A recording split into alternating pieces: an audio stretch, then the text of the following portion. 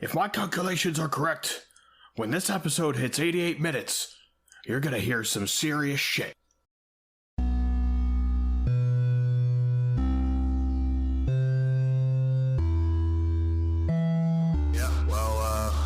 Starting the podcast.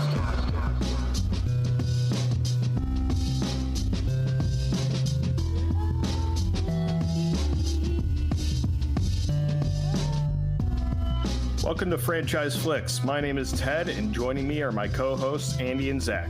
On this podcast, we task ourselves with watching movie franchises, breaking them down, and reviewing them, including franchises we've seen and loved, as well as franchises we've never seen and frankly avoided. Today, we're talking about the Back to the Future series, the franchise that spans 100 years but simultaneously takes place over the course of about a week. This series includes Back to the Future Part 2, and Back to the Future Part 3. On our podcast, we usually like to start with our experience levels with these franchises. So, Zach, why don't you hit us with your experience level? For Back to the Future, I've seen many times. This is a trilogy I'm actually really familiar with.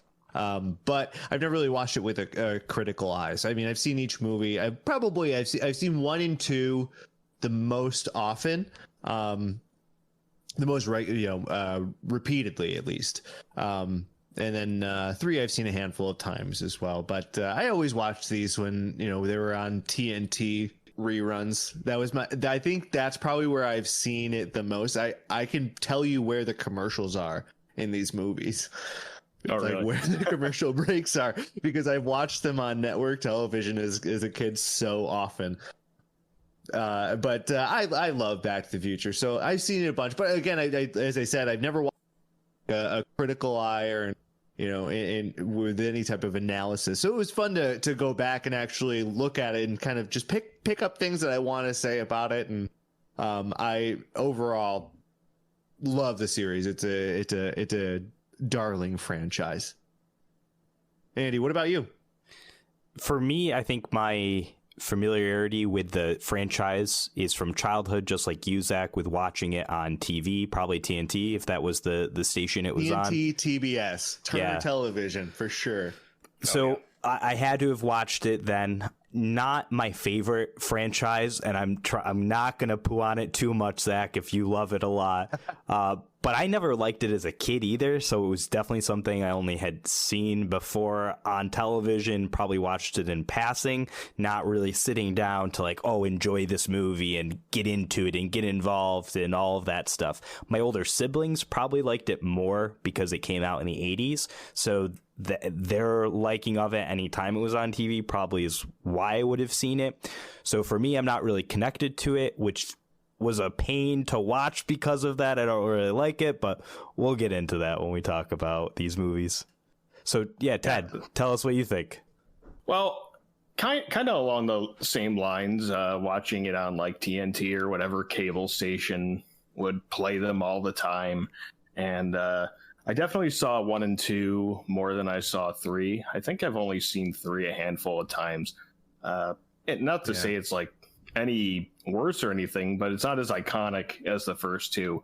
The first 2 are really huge in pop culture, just between the DeLorean and everything. And then in 2, when you get all the predictions about what's going to happen in 2015, that's a huge thing that people held on to until 2015. And we'll get to some of that, which will be fun. But it's overall just a fun series. It doesn't take itself too seriously. It pokes fun at itself. And I don't know. It's just a lot of fun. And I'm probably going to have a hard time nitpicking it because it goes right into it just knowing that it's nothing serious. It's more of a screwball comedy, I think, than it is a sci-fi series. 100%. 100% agree.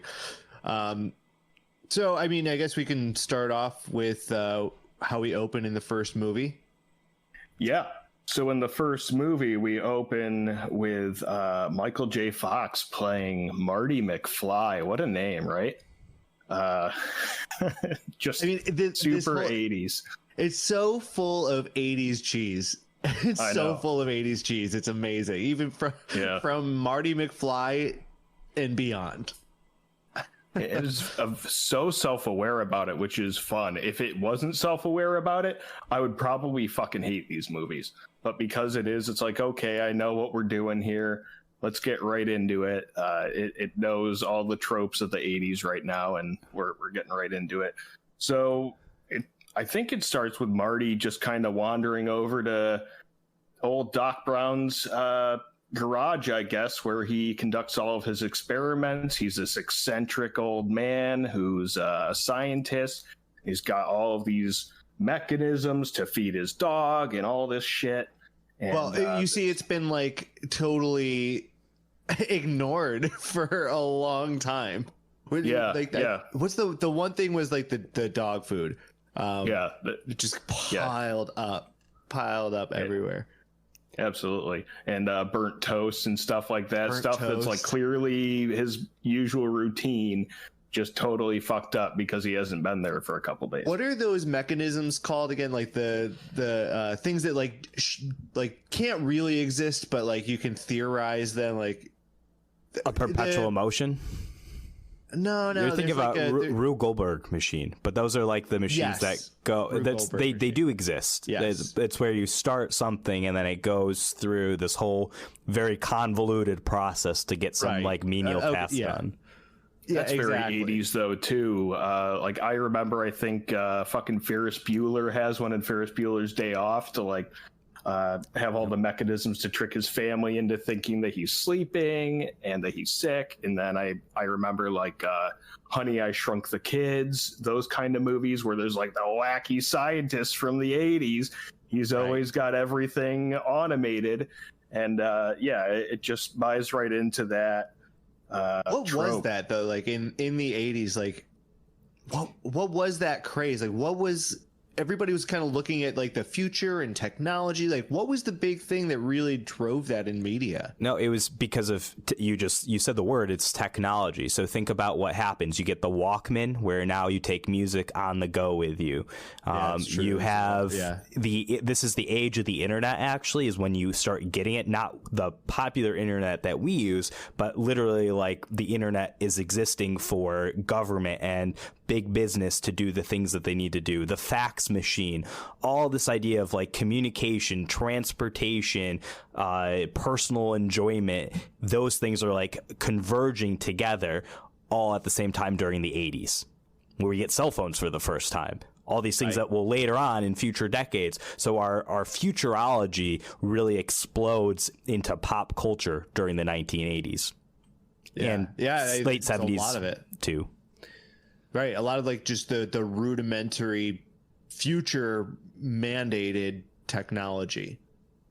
Yeah, I think it comes from like a huge jump in where technology was a couple years before that to where it is at that point. So then they're thinking, okay, well, if we've made these huge leaps, then it's not super far-fetched to say in this movie where we can use movie magic that things have jumped just a little bit further, and we can pretend that things are, right now we're on Discord video chatting, that there are a lot of like 80s and 90s movies where people are on like video calls, but it's like a literal corded phone that they pick up, but there's a video too.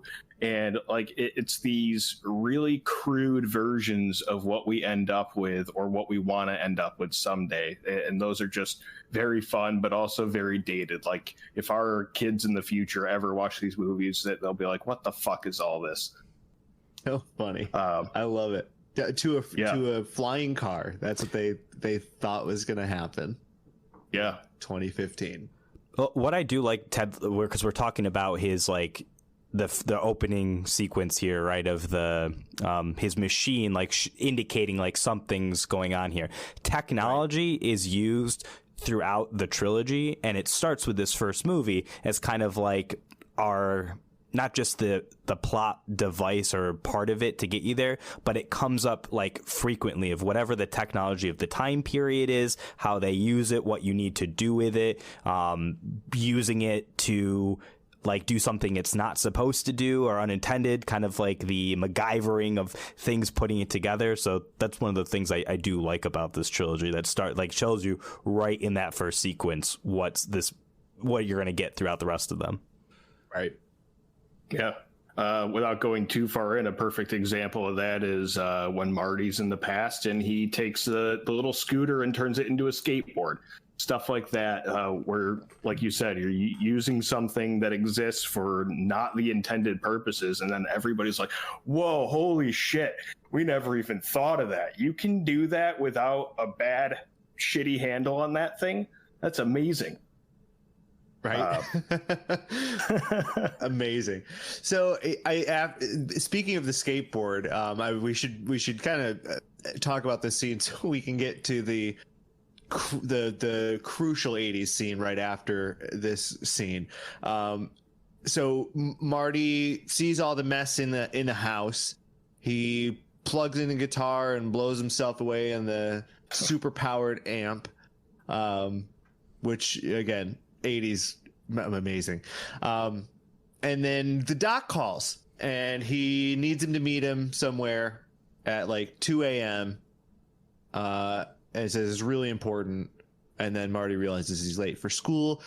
Cue 80s transition scene. Yeah. With the power of love, baby. Yeah, Power of Love written for this movie. Doesn't really make sense with the plot of the movie, but hey, it's there and it sounds fucking great. It does. Here it is. I'm going to say it. Okay. The whole purpose of this movie and the next one and the one after that is you got to get back to the girlfriend. And I forgot her name already. Catherine? Jennifer. She's so important that I can't remember her name, and that's it. It's the power of love. The power of love is what propels Marty McFly through his journeyman's journey in the Back to the Future trilogy. Yeah, the power of love is the plot device. Absolutely.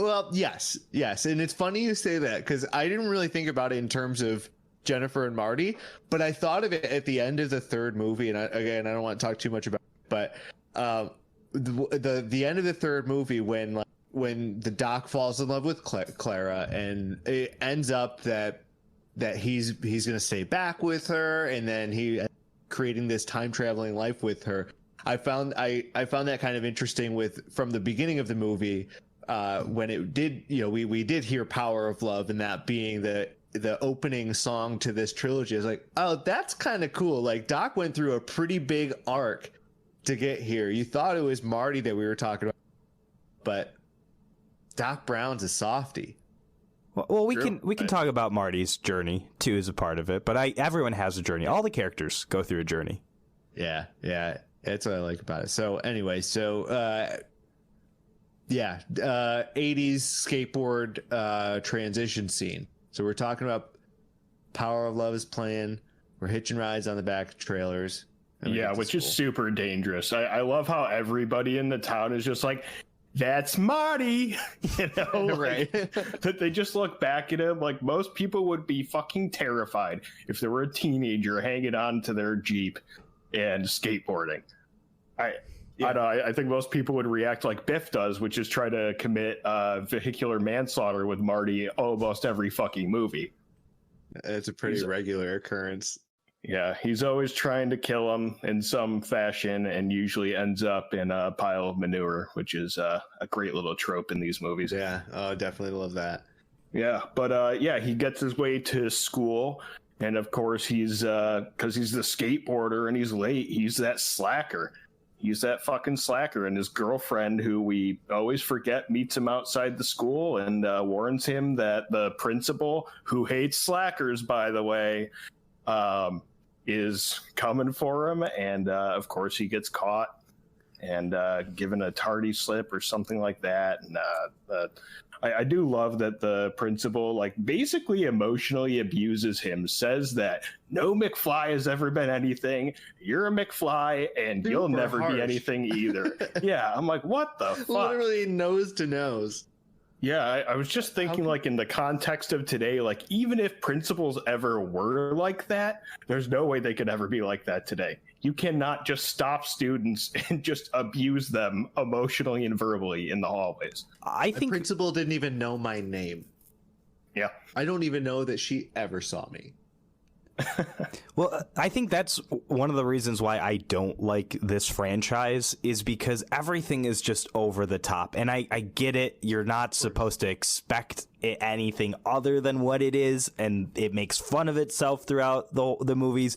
But everything is just too unbelievable for me to actually really enjoy it. With one exception, but we'll talk about that later. I don't know. I love the Strickland character, even when, we see him in other iterations.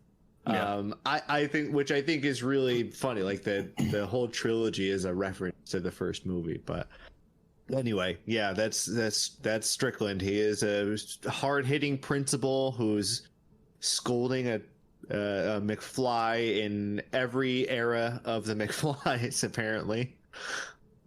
Then from there, he goes home, oversleeps almost, and sees. Anyway, we have to get to the point where we got to move through faster. So we have to get to the point where, so we see Doc. He's got this time machine in the Pine. What is it? Pine Mall. Twin Pines.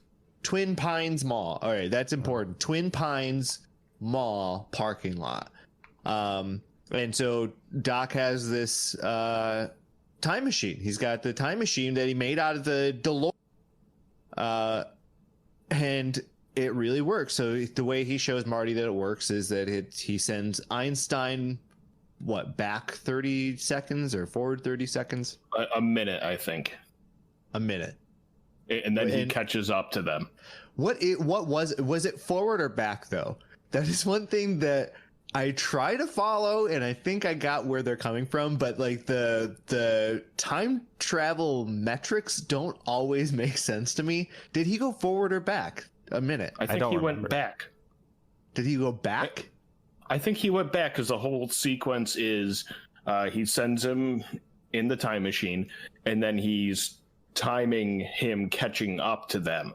So, they have to get out of the way once the DeLorean is about to hit them because they're right in the path of it. So I think they send him back 1 minute just so he can catch up to them, but it's instantaneous for Einstein. But I thought that's it's instantaneous. So I thought that meant he sent him forward because he comes out at 9:31 or whatever the time was. So like a minute behind rather. So his clock was 9:30, but their clock was 9:31. So wouldn't that mean he got sent forward?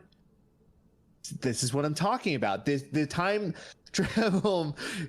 travel logic is really questionable in a lot of it. So I'm not remembering exactly what it was at all now. I wish I paid more attention to it because now I'm confused. I really tried to pay attention to the time travel stuff because I remember it it doesn't always add up. Well, now I'm fucking confused. It doesn't matter anyways because how time travel works in this trilogy is bogus. So that's my overall point. That's my overall is it's crazy. Doesn't matter. So the time machine works, and he shows Marty how to use it, which is really convenient for the rest of the trilogy. Come on, Marty, let's look at this thing here and do this thing and then go do this. By the way, it's a tutorial. Why is this high school student hanging out with this single eccentric, seemingly billionaire scientist? There is no real answer to that. I kept looking for signs like maybe he's grooming him in some way, some nefarious way here that I just never noticed as a kid. And he just likes Marty, apparently. He's just a big fan of Marty. He's concerned about what's going to happen to Marty, and he wants him around him all the time. And I guess they're just friends. So nothing nefarious going on, apparently.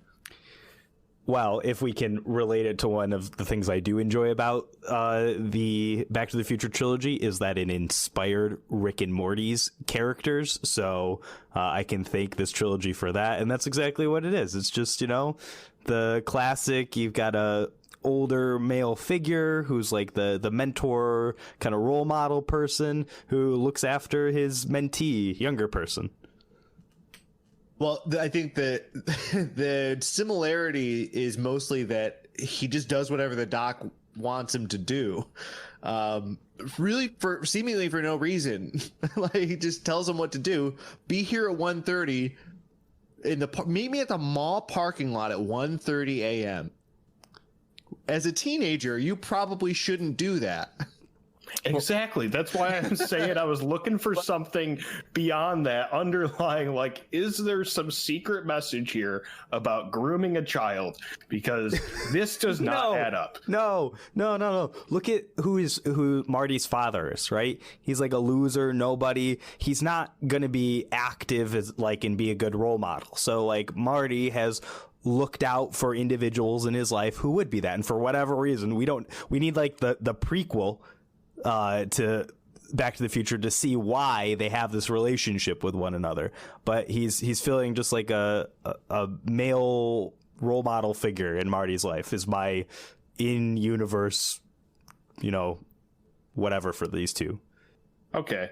He's not necessarily a good one, though, because if we move on with the plot here, we find out that after he shows him how the time machine works, that what he needed to run the time machine was plutonium, and you can't just get plutonium anywhere. And he apparently stole the plutonium in some bad deal gone wrong with what were the people Libyans from? Libyans. Yeah, and that was like a classic like 80s 90s movie trope where like it's kind of yikes when you look back and you're like, uh-oh, we got the bad brown guys chasing the good white guys here. I mean, it's meant to be fun and everything, but also it's a bad trope. Very cringe, yeah. And then they literally come guns blazing for their plutonium, or really with no other purpose seemingly than to kill Doc. But they do just that, and Marty freaks out and gets in the Mandalorian and starts driving away as they're shooting at him, and then Mandalorian, huh? Did I say Mandalorian? Oh, we're crossing streams here. Oh my god. I have so much. I think I have Baby Yoda up here in my periphery. So I think that's what, excuse me, Grogu. I think that's what got me. I'm so glad I muted myself as I was coughing, because then I started coughing at that. Holy shit. I did not even notice that I did that. What a moment. The DeLorean, the 80s, the car made in the 80s, not well in the 80s. But anyway, so he steals the DeLorean, or takes the DeLorean to escape the gunfire, and reaches somehow, like Doc said just moments before, 88 miles an hour. And he also just happened to put in the date of November 12th, 1955, as he was talking to Marty. So Marty travels back in time to November 12th, 1955. And luckily, that's not a significant date. It won't have any effect on anything going forward. So, roll credits, right? No problem. Like 15-minute movie. Yeah, it was over. That'd be funny to do one of those, the cuts where they like say the movie ends here. They do it all the times, like a film by George Lucas with Star Wars, but do one with this one and have like Marty like not reach 88 miles an hour, just like crash in the mall and like movie ends. The engine just stalls out at 87. He just dies. Yeah, then they flash to from 3 where they have the gravestone that or no, it never actually has Marty's name though, right? No, Clint Eastwood in that. Yeah. Well, let's not even go that far.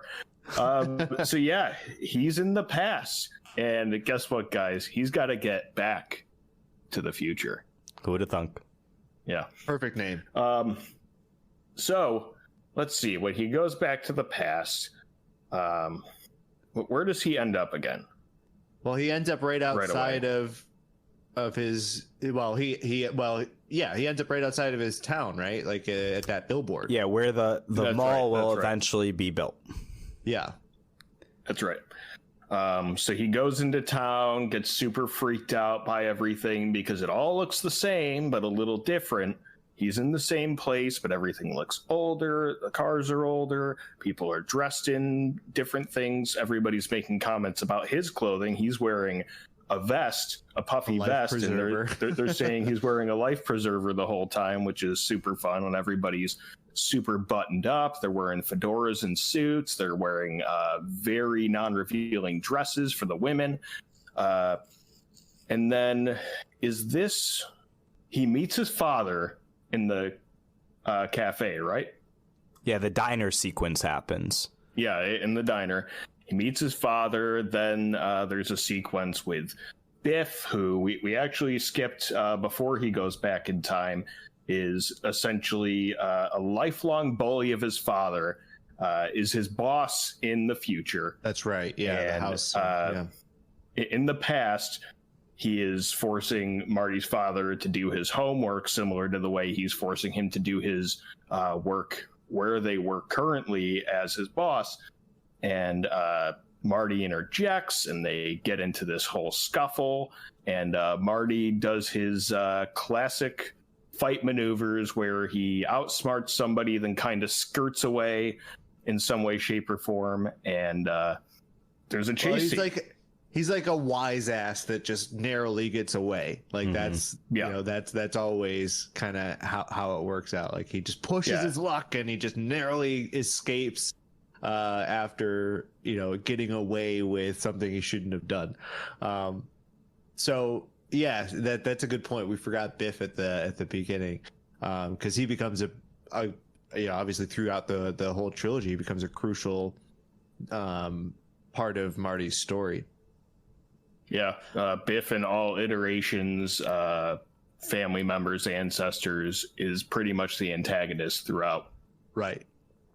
Which is another thing that I love, and I know we'll talk about it throughout the whole show, but I love all of the like these really specific things that change throughout the eras of time. Biff is one of them. The DeLorean is one of them. Just like everything that like shows you, like these specific things that show you how things have changed throughout the timeline. I think it's one of my favorite things about this. So yeah. Anyway, so we just he was at the diner, bullied George McFly, which later we find out is his father, or well, at that then we find out is his father. He leaves the diner to follow him. He catches him peeping up in a tree. Because he's a simp. Let's just put it out there that he's a total simp. Yes. He's an 80 years later. He's a simp for sure. And then he tried. George falls out of the tree, and this is everything in this continuum affects something moving forward. This is the first time that Marty actually affects the timeline, because George McFly was supposed to get hit by a car, and Marty saves him. Marty saves him from getting hit. He gets hit, and this is where now we're really in it. Yeah. So I was going to say this is really where the movie gets its plot and where it really starts getting going, because you can make an argument before this moment, as long as Marty follows Doc's command and doesn't mess with the timeline, then things will be okay and he can just go back safe and sound. But now he saved his father from getting hit by the car, which good instincts, but unfortunately it messes with the timeline, because earlier in the movie, when we're introduced to his parents, when they're older in the future, his mom goes into the story of how they met. And it's a really kind of sad story, actually, because that they end up getting married, which is wonderful, and they end up having Marty and his siblings. But the story of how they met was he gets hit by the car. She considers him like a wounded animal and wants to care for him. And that's really how they develop their relationship. And from there, you can see when his father is older, there's like an arrested development with him where he like is weirdly still looking as young as he does in the past. Probably part of that, like not maturing. And that's why Biff is able to continue to bully him into adulthood. So when Marty saves him, Marty is the one who is now seen as the thing that needs to be saved, at least for the moment. So transition to him waking up in his mother's childhood home, and she's kind of caring for him, kind of patting his head, getting the sweat off and everything. And he's going into this whole thing how he thinks it was a dream, and he hears his mother's voice, so that's calming for him. But then he realizes what year it is. She mentioned something about where they are or what year it is, and he snaps out of it, wakes up, and sees his mother is a teenager.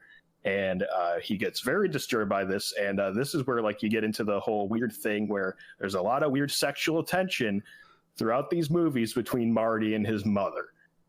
I think there's a lot of weird incest stuff throughout the whole franchise because of that. You get this weird sexual tension moments between his mother, in the future, there's this weird connection with, we'll get into the other movies, but of it's the same actors playing these characters, right? And how the younger version of the mom what's the girlfriend's name? Christina. Jennifer. Jennifer. Future Jennifer. Is there a weird Marty scene? I don't remember, but any event, this just pops up throughout these movies. Is these are the family members, and now you're sexually interacting with them, which is kind of weird. I think the only time that I really felt that was this first time in the first movie when he was falling, or his mother was falling in love with him. I don't really remember seeing that in the alternate 1985 or in the future. I think there's a little bit in the alternate 1985 and 2, just when not even sexual tension, but more just super weirded out, because that's the point where his mom is married to Biff and she's got the breast implants, and he just that's the only thing that's there essentially, because she has that super revealing top on, and all of his comments are you look so big, and in the first one it's, oh, you look so thin, but you could almost hear him wanting to say hot in the first one. It's pretty rough. I think the writers had some weird mommy issues, or they just thought it was super funny. I'm not sure which it is. If they think potential incest is funny, or if they actually had some issues that they wanted to explore. Well, so the other reference is in the third one, when it's the actress who plays his mom is married to Seamus. Right. So it's weird because that's Michael J. Fox playing that character. Yeah. And that also opens up another can of worms, by the way. I know these are very tongue-in-cheek, very self-aware movies, but when I saw that one in particular in 3, not to jump too far ahead, I kept thinking to myself, I'm okay, so this character, who's played by the same actress who plays his mother, is supposed to look like her, but in reality, his mother is not a McFly until she's married in. So to me, I was either they're just having fun here, or the McFly family just has a long history of keeping it in the family, keeping that bloodline pure. You know what I'm saying? Jesus Christ, I was a little weirded out by that one in particular. You're picking up what I'm just having fun with it. Yeah, I think they're just having fun with that. That one did stick out to me, actually. Is the way you can't be a McFly. How could you be a McFly? Exactly. It made more sense that Michael J. Fox was playing her husband than she was playing the wife. And it was super weird, super disturbing to me. Unless there's a history of incest in this family, which I think is the theory that I'm going with here. I'm putting it out there. We have to watch the director commentary for these movies, because there's got to be something there. That there's Predator vibes from Doc Brown, and there's this going on. I don't know about this franchise, guys. I don't think it's as innocent as we thought. I mean, maybe Spielberg and Zemeckis, or I think it's Zemeckis, right? Maybe they're just, I think so, part of that Q that Q thing. Maybe they are. Who knows? Yeah, they're part of the elite pedophile cabal. Anyway, Andy with the signs over here. Illuminati. Yeah, so anyway, got really off topic there. But yeah, it just sets up a lot of that weird tension throughout the movies. And it's mostly Marty with his mom, but specifically more in this one, because she is very attracted to him in the beginning of this movie. Puts her arm on, or hand on his leg with her at the dinner table with his grandparents, which is super awkward for him, and his aunts and uncles. Yeah, right. I do love that comment.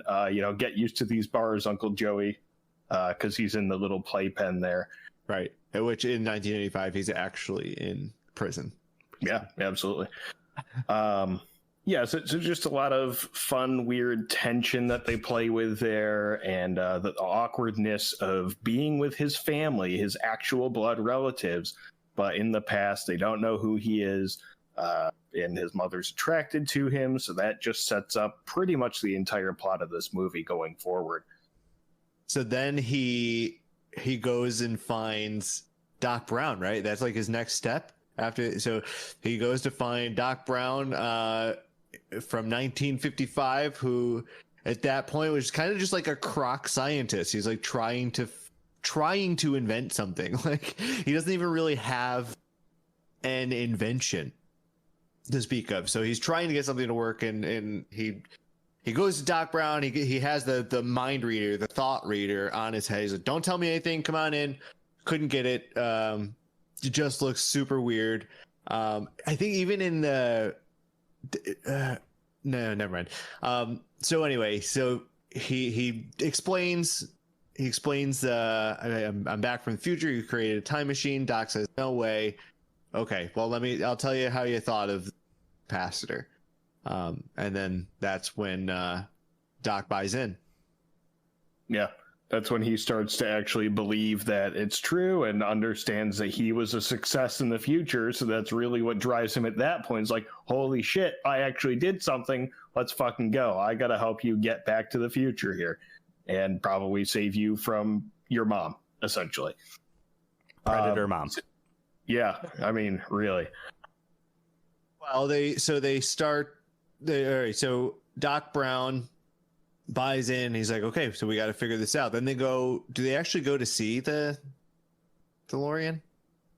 Well, yeah, because they get the plot point out there that they can't get plutonium because it's not available in 1950. Right, so this is where they start scheming now what to do, because they have to correct the timeline, and they have to get this whole thing set up to be able to get the lightning to strike the tower, to get enough energy to the DeLorean to reach 88 miles an hour and activate the flux capacitor. Well, and that's what happens in that conversation with Doc and Marty, is they find out, 1.21 gigawatts can only be attained by plutonium or lightning strike. And it just so happens that November, 19th, 1955, there's a historic storm, and lightning strikes the clock tower. And so that's what they have to do. They have to harness the power of lightning to get the DeLorean, or the time machine, back to 1985. Right. That's their strategy, at least. Yep. So from there, I think they actually end up going to Marty's school, and Doc Brown's wearing his cool little hat, or no, not Marty's school, but I guess at this point, his parents' school. They go to the school to like really assess how bad the situation is with Marty fucking up the timeline here. So when Doc Brown sees Marty interact with his mother, he realizes, holy shit.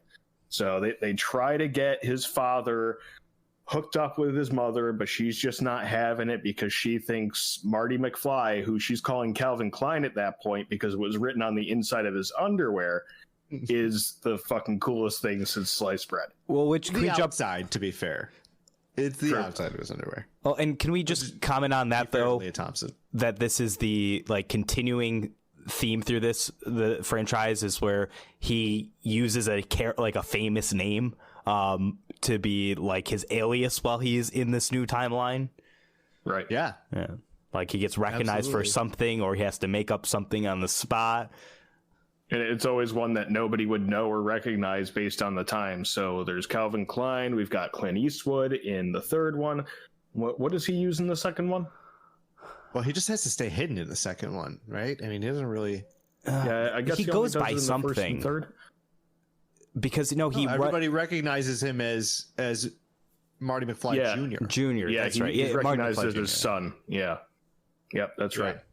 So, we should kind of breeze through this stuff. So we've been talking way too long about the plot stuff in this movie. Yeah. We got to move on. But it gets us set up for everything. So this would be a nice way to like branch off into everything, is once you get through this first movie, now you can start tackling, because you have to wrap up all the mess that is made basically from this first movie. I mean, yeah, there's a lot that we've set up so far. So now they have to basically that's Marty's B story. His B plot, I guess, is that he's got to get George McFly to fall in love with his mother, who is in love with him. So he has to try and figure that out.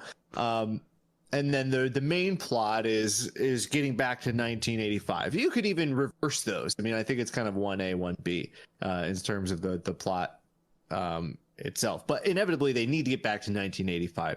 But they have to address the future timeline and how they're going to make it consistent before he gets back to 1985.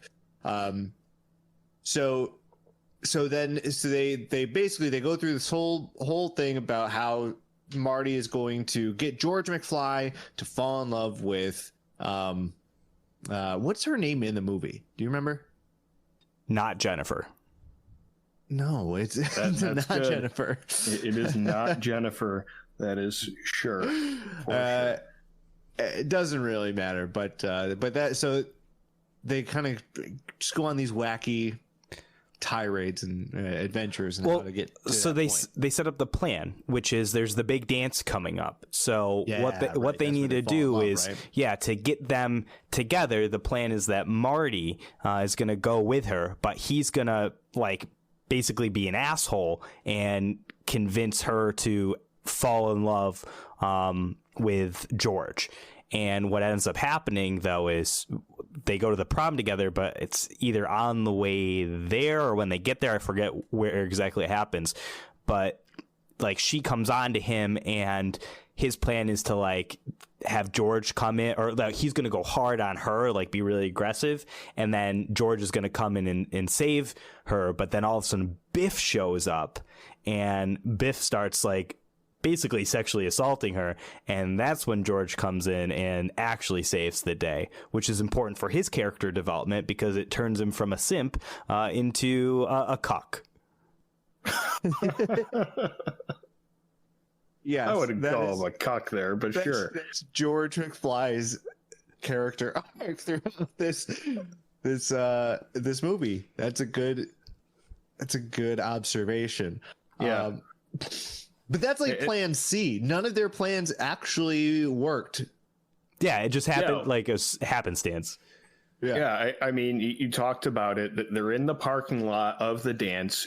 Marty's plan is to pretend to sexually assault her, essentially. And George is supposed to come in and say, get off of her, and then kind of grab Marty and throw him off and save the day. Well, what ends up happening, like you said, is that she comes on to him, kisses Marty, and then she has a super weird feeling about it. She's like, it's like kissing my brother, which opens another can of worms. I'm not sure if she's just saying that as a turn of phrase, or if she's like, it's just like kissing my brother. Again, like you got to ask the question about these writers sometimes. Oh, no, that's entirely intentional. That's exactly what you meant. But yeah, Biff ends up being the surrogate Marty, actually trying to sexually assault her, and gives George the courage to do what he needs to do. So his entire arc is he starts off in the future as this simp, like you said, who's just in Arrested Development, essentially, because he was treated like a wounded puppy. And then when they get back to the future, eventually, he's aged more, but he's like the Just for Men touch of gray kind of guy, where he's this super confident dude who knows who he is. He's, very playful sexually with his wife, grabbing her ass and all this stuff. Very different guy than the guy who's watching comedy, cracking up at that, not giving any attention to his wife. And you can see the differences in her too, because when you first see her, she's got these really rough prosthetics on to make her look older in the first time we meet her, and she's drinking Svedka or something like that, and just drinking herself to death and super sad about her situation living with him. And they end up together again, but it's a totally different circumstance. That's one of the big themes of this movie, is one small thing that happens in your life and the way you react to it can shape your entire life sometimes. And it just, even though Marty gets things back on track, he also improves things, arguably. Oh, it's a butterfly effect. I mean, you change one thing and your entire future can change because of it. So, absolutely. So yeah, I mean, instead of Marty being the one that George encounters, Biff is the one that he encounters, and he ends up ponying up and knocking him out. And then he all of a sudden, Leah Thompson is infatuated with George McFly, Marty's mother. I can't remember her name, and it's going to drive me crazy. I think it's Lorraine, right? Lorraine. Yeah. Lorraine. Yes. Yep. I'll probably still call her Leah, but yeah, no worries. So then they actually go to the dance together. They go into the dance together, and they just dance for a while. George gets cut in, and then he cuts in again. So he just continues to build his confidence, which, to your point, Ted, kind of leads us into the future, alternate future of 1985. So meanwhile, the DeLorean stuff is still all going on. So Doc Brown is getting set up with the clock tower. Marty has to meet him there by a specific time, but things just kind of happen, and of course he's cutting it pretty close at this point. Yeah. Some of the things that happen in between are, you were talking about George getting his confidence more and more, that there's that scene during the dance where Marty starts to disappear a little bit because that guy interjects in the dance, cuts in, and takes her away for a moment.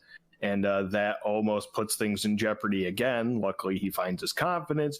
Marty has his confident moment as well, being able to play his awesome guitar riff moment, I guess. He plays Johnny B. Good in front of everybody and absolutely just shreds the guitar at the end of it. And he makes the comment, maybe you guys aren't ready for that, which he's probably right.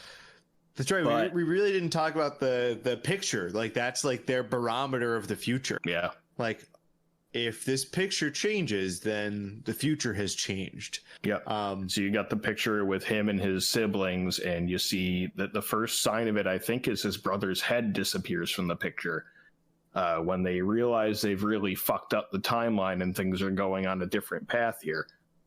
You know what I found interesting about that, though, is that when the picture was just as it was when he left 1985, it didn't change at all based on the future that he actually goes back to, because more things changed that caused him to go back to an alternate 1985. And you see that in the picture in the third one, where the tombstone actually changes, the gravestone actually changes based on the events that are happening there. So I thought that was kind of interesting that they chose not to change his siblings in the photo to reflect what they were going to look like in the future. Well, that would give it away. That would tell you what's to come. It's just not consistent. And yeah, I take Back to the Future very seriously. Yeah, whoa. This is just one of those things that sticks out as like an inconsistency among many. I don't know. It's like people that get super picky about the science in Star Wars, and you realize we're watching a thing where everybody can hear everything going on in space, and none of it actually makes sense. Like the science it's even is not more ridiculous. Yeah, it is more ridiculous, but it's also on purpose in a way too. That they're Yeah. playing it fast and loose, and it's just for comedic effect essentially, and to drive the plot forward. Yeah, Of course. Do you want to just like wrap up the first one? We get back to 1985. The whole DeLorean situation in 1950 or whatever happens, where they get it to work, but not the way they wanted to. Right, so he's kind of got a hot because what happens? Like something falls on the wire. I don't remember exactly what the. I think a tree branch gets struck by lightning and falls on the wire. So Doc Brown has to first, while he's struggling on the clock tower trying to get everything hooked up, he has to go back down, and he literally what's it called? Where you zip line? Zip lines his way down. Luckily, he's wearing gloves because that would be some bad burn on his hands if he wasn't wearing gloves in that situation. And he has to link things up right before Marty hits what is essentially like a metal hook that's attached to the wire that will hook onto the top of the DeLorean and then charge the flux capacitor in order to send him back in time. Or Back to the Future. Sorry. Back to the Future. Which works. So it happens. He gets sent to Back to the Future 1985. Then I don't even remember the exact scene that takes place. He gets so relieved and that he's back in the future, and he goes into his house to see everything has changed. It is no longer what he remembers as 1985, but instead he wakes up with his clothes on in his house, right? And he goes out and sees his brother in a suit and his sister, whatever, eating breakfast, and all the furniture has changed. It's all much fancier than it was, and it is because what he did to help his father in 1955. And then his parents come in. His mother's super skinny. His father's confident, and like you said, Ted kind of teasing her a little sexually in front of his playing a little kids. grab ass. Playing a little grab ass. Well, because he's a cuck now, because he watches her get bent over on the corner of their bed by other men. I think that's some headcanon that you added in there. I don't remember that part. It's not bad headcanon. I mean, it's probably accurate. I think it's better than being the simp, I guess. So, I don't know. But either way, yeah, everything seems to change for the better. Biff's no longer the bully. He's waxing their fucking cars. He's the little bitch now. And in the fucking garage, Marty's got this cool, like, mini truck thing going on. I don't know what those really are, I guess. Maybe that's an 80s thing. It was, I guess, an SUV of some sort. Oh, yeah. I don't know exactly what it was, but it's a Toyota. I was gonna look up the name of it. It almost looked like a geo tracker kind of thing, I can't remember. I was gonna look up the name of it. I've seen it before, but yeah. And I mean, that's the future. Then Doc comes back after that. Well, first he runs into Jennifer, right? Yeah. The forgettable love interest. The whole point of him getting back, he's got to get back to Jennifer. Yes, that's his motivation. Oh, Jennifer, aren't you a sight for sore eyes? And then Doc comes back. Marty, we really did it. We really messed up in the future. You got to come with me. The future. Yep. Like, all right. And they set up the sequel. You could tell there was a plan for these movies, that's for sure, because each one leads into the succeeding one right afterward, and they don't make any bones about it. They're like, yeah, we know this is going to be a success. Steven Spielberg's attached to it, and we're making more. Oh yeah, yeah. It's literally the same scene, just apparently shot with a different actor. Yeah, it's shot differently. So are we getting into it now? We're getting into the garbage one? Yeah. Well, the garbage one? the garbage one there. I said it. Oh my! I hate this one. I hate the second one. I think it is the worst of them, and it's the one which really makes me dislike the overall franchise. Boy, all right. Yeah, we're definitely getting into it. Go for it. You can start it off then if apparently this is memorable for you. You've got some strong thoughts about it. No, it just, here we go. So I like that we're getting set up to go to the future. It's cool to see the DeLorean flies at the end of the first one. So awesome movie connection that it like builds right off of where you left off. So the story continues with Marty. You get to the future, and this is kind of my problem with any future set movie, that this is our 2015. We know what 2015's like. We literally lived through it not that long ago. So it's one of those things where this movie is like really absurd, and they do everything is absurd. It's taken to like an extreme with the things that they're wearing.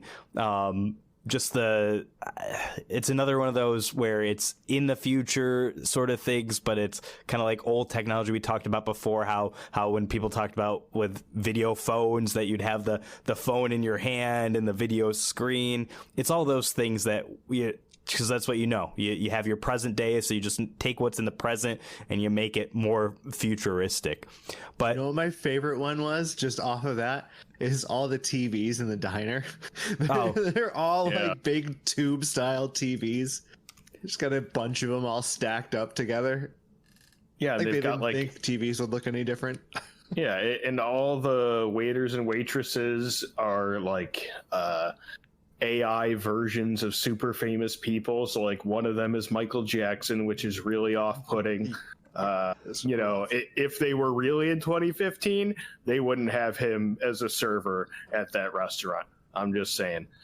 Maybe it's a diverging timeline where he doesn't do all those horrible things to little boys. But then you've got another one with Richard Nixon, and I guess it was Ronald Reagan. Ronald Reagan. I don't know. It was kind of off-putting. I will say that. It was rough. What Andy's saying about like over the top and off-putting stuff, I will say that was pretty disturbing to me, that whole sequence. But yeah, the whole diner is supposed to be like their version of Johnny Rockets, essentially, I guess. But, but for the 80s, which right. Doesn't exist now. We don't have an 80s style diner anymore. Still, the closest thing to it is Johnny Rockets. That's what we've got, and that's for the 50s style, right? Yeah. Well, and that's where we head next, right? When basically they go back to the future, and he goes straight to the diner. I mean, there's nothing really notable between then and when they. Well, he does leave there. Jennifer, the very unforgettable girlfriend, in an alley. Just behind a bunch of trash. Right. Yeah, they just kind of dump her places. Yeah. Maybe that's like another inside joke with this movie where they're just like, remember her? We're just going to leave her and forget about her. Find her. Yeah. Did she eat something that she wasn't supposed to? No, Doc uses the device to put her to sleep. Yeah. He put her to sleep along with Marty McFly Jr. Right? Didn't he put them both to sleep?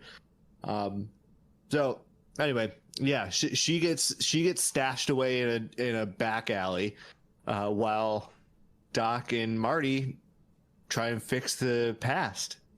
So they go to the diner. Fix the future, which is in the past, because they fix the future. Because they go to the past future before the thing has happened in the future, which is why this thing is so dumb. The timeline. Yeah. Fix the timeline. If you say the timeline, then it's okay. We don't have to get semantic about it. So they have to fix the timeline. So they go back to the diner, and this is what causes the timeline to change, because Marty Jr. is supposed to get in trouble by going with like Biff Jr. Is that his name?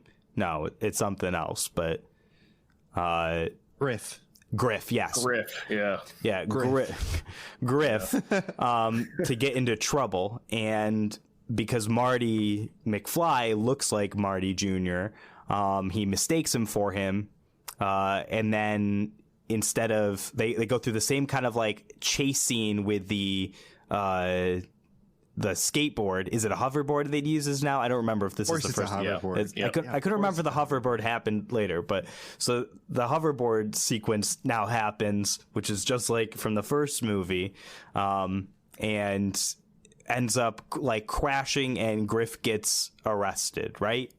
Am I remembering that correctly? Yep. He sends him. They go full send into building.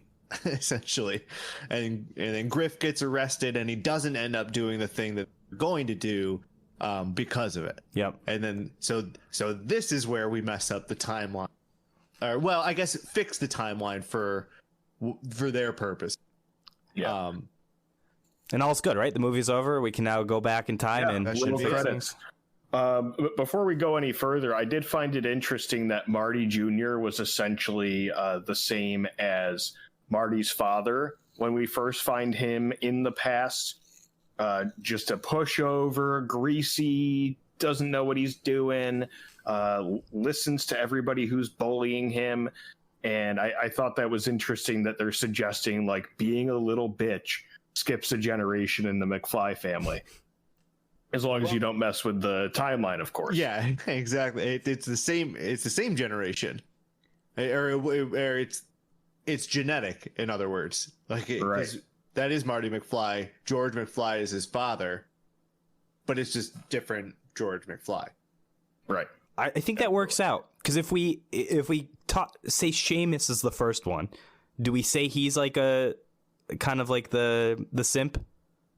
I don't think he's a simp, right? No, I don't think so. Okay, so then it goes Seamus, then it goes William, who's the son, and William is the great grandfather. So then you'd have the grandfather, but is that his paternal or maternal? It's probably paternal. Well, they're all McFlys. Let's run with it. It has to be paternal. So it's the paternal grandfather, which we saw in the first movie, right? When he goes back. So then the grandfather has his father, which is the simp. So it must mean that William is a simp. Seamus isn't. Grandfather isn't. George is. Marty isn't. Marty Jr. is. It works out. It skips a generation. Hey, good analysis. Yeah, you're welcome. That's a deep dive that you won't find anywhere else. That is exclusive content. Only on this podcast. Franchise Flicks. You're welcome. Really breaking down generations of McFlys and their simpiness. That's a good interesting. But yeah. So if we go further from here, so no, it's not roll credits. The movie is not over at this point. From here, one thing we skipped over a little bit was Biff, Griff's grandfather, was in the diner as well. And later on through the movie, when Marty decides to buy this sports almanac that gives him all the scores and highlights and stats from 1950 to 2000, very specific, but it gives him those years in particular. Biff ends up finding that in the DeLorean later on, going back in time, biffing the timeline, because he has all the sports scores and everything. But we actually missed out with super interesting Jennifer here. She ends up getting picked up by the police in the alley, and apparently their response to people seemingly sleeping drunk in the alley is just to take them home, which I don't think in real 2015 that would be the response. You'd probably get beaten awake. But anyway. What? Beef on the police. Oh, okay. No, she's a white girl, so she would have. That's true. You know, at least gotten a ticket for probably being, drunk in public. That's about it. And a slap on the wrist. Yeah. So anyway, bring her home. They scan her because apparently in 2015 everything is fingerprint scan and all that, and it's a little glimpse into our dystopian future, probably. Big Brother for sure. Absolutely. So they find out where she lives based on that, and they bring her back. They put her on the couch, and they just leave her. and she wakes up to find her future family entering the house. So that's Marty Jr., that's old Marty. You've got, I think, a sister as well. I don't think we get her name, but isn't it the same actress playing her younger? Or no? I don't remember. It is a different actor for George, though. For George? Yeah, the man upside down is not the same actor. Not? I think it is. Nope. I think he's in all the movies. Nope, it isn't. It isn't. Different actor. That's why he's upside down. It's a way to hide it. So it's a clever little way, because there was some, I don't remember what the issue is when I was reading into the facts about this, that the original actor refused to come back for the second film. So they replaced him with either an actor that kind of looks like him, or they used like prosthetics, like with the aging, to hide it, and then turned him upside down. So, which it's really difficult for humans to recognize upside down faces. So that's a clever way. That's very clever. Interesting and convoluted way to get away with that. Yeah. I didn't notice it because he had the very wimpy voice going on too. He played it well, I guess. That's funny. Interesting. So she's super freaked out because she sees all these family members that she knows, but they're super old. Right. And during this sequence, Marty actually gets fired from his job. Whatever his job is, we can't really even tell. He gets fired for getting into some weird deal with some dude named Needles or something like that. Yeah, it was really strange. Apparently his boss from who knows where, but get the conference call, and he gets fired, and he gets a fax saying you're fired. He gets about 30 faxes. They've got about 30 fax machines in the house, just in any given room. Well, because in 2015, that's what we did. We communicated mostly by wall phone and fax, and we're still doing it right now. That's how this podcast is being recorded, actually, over fax. I'm so glad that they held on to the idea of faxing.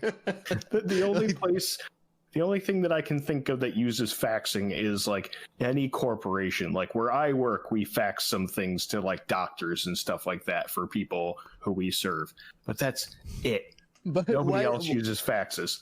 In the 80s, who was thinking like, what's really going to be big in 30 years? Faxing. Yeah. That is going to be the way everybody can. Well, so this is kind of cool to talk about, like futurology, I think, is something that this franchise does. It gets you to think about the future.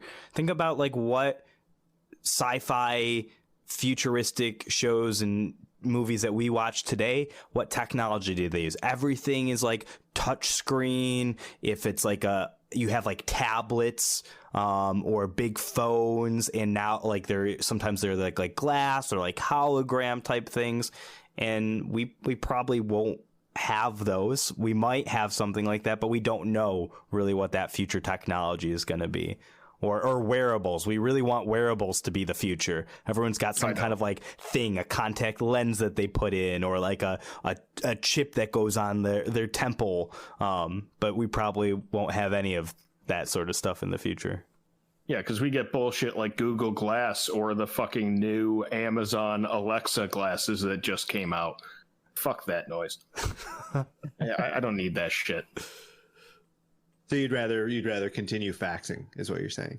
Absolutely. I'm a man of the future. Back to the future. Yeah. So Jennifer, who's trapped in the McFly house of 2015, steals one of the faxes. She keeps it. She also hears a story in there that the reason why Marty is left is because he got hit, or he hit a Rolls Royce. Which comes in handy later on. And so so she gets through the house, she's about to leave, runs into herself, right? The one thing that Doc Brown says, make sure we can't run into ourselves, we'll get shocked and yada yada yada. So she does, but Marty They and both Doc, faint, I think. yeah, they both faint. And Marty and Doc grab her and They just they just drag her out. yeah. Yep. So where do we go from there? So they hop in the DeLorean. So this is when Biff comes back like just in time, basically, as they're going back to the DeLorean because he hobbles out. Right, while they're rescuing Jennifer, Biff stole the DeLorean and delivered the almanac that Marty threw out to Biff in 1985. Oh, 1955, right. 1955 Biff, right. Yep. By the way, if Biff just never returns the DeLorean, none of his plan would have failed. He just doesn't have to return it. There's no reason for him to return it. Well, and this causes an issue in this whole franchise too, is where you get the converging timeline situation, because like if the whole thing is when you go back to the past, it changes the future. Yet when Biff does this in the future that they're in, nothing changes. Right? Yeah. Things should have changed as soon as he goes back. Things should have started changing, but they don't. And that's where we get into like crossing the streams of different time travel theories, where you've either got the one timeline that gets changed by events that either happen in the future or the past, if you go back and change those, or you've got the other timeline theory, which I actually subscribe to if like there is actual time travel, which is diverging timelines. So if you change something in a timeline, it will just splinter off into a new timeline, and you've got two alternate realities from there. But they mix both, and they're playing it super fast and loose. I gotta assume like everything else in these movies, it's just like we're not taking it seriously, we're just doing whatever, and we're just having fun with it. But it can get a little annoying, I guess. Oh, it definitely does. Yeah, without a doubt. It's very noticeable when it happens. It's like, oh, that doesn't make any sense at all. But, you just roll with it. Yeah, takes you out of the moment a little bit. But either way, as we keep going on here, so Biff returns the DeLorean. Doc and Marty, thinking that they've saved everything and righted all the wrongs, go back to 1985. So Doc drops Marty off at his house. Marty goes to his house, tries to go in through the fence. It's locked. So he tries to go in through his window, and he goes in through his window, which ends up being the window of a young black girl. And that leads to a super fun sequence where the reasonably mad father comes in with a baseball bat and tries to kill Marty, and he runs out of the house super confused. And before that, just I think this is so funny. They just left Jennifer on the outside of her porch. Yeah. Just on a bench outside. She just gets placed in areas, and they just hope for the best with her. I just thought that was hysterical. Like there's metal bars on the windows outside. She's like, I guess we'll just leave her right here. Yeah. And right after they had a scenario where she almost ruined the timeline again by getting returned to the house that was supposed to be hers in the future, they're like, nah, it'll be fine. Well, just leave her here again. No worries. This particular Jennifer is like, in terms of like the alternate reality, is very scarred. This Jennifer in particular, if you run into her, she's not okay. She's seen some shit. She doesn't know what's real and what's not. Poor Jennifer. Oh, it's bad. So basically, they're in now a dystopian 1985 because Biff did it. Biff changed his future. He really biffed it. I love that verb. Yep. Absolutely. Yeah, so he changes the timeline. He uses the knowledge from the Sports Almanac to win money in horse races. That's how he starts it off, and essentially just bets on a bunch of sports, gambles his way into making a bunch of money, parlays that into businesses and more fortune, and just becomes a skis ball business owner. And it's pretty well documented that he was inspired by Donald Trump. And you can see that in the way he looks physically and the way he acts and, the casino part of it, just the sleazy casino and the type of people he's around and the type of things that he seems to think make him look good as far as being a rich guy. I will say this is one of the things I did like about the second movie is that it is kind of a commentary on unfettered capitalism. When people play unfair in the system, this is the result of it. So it is a little bit of that.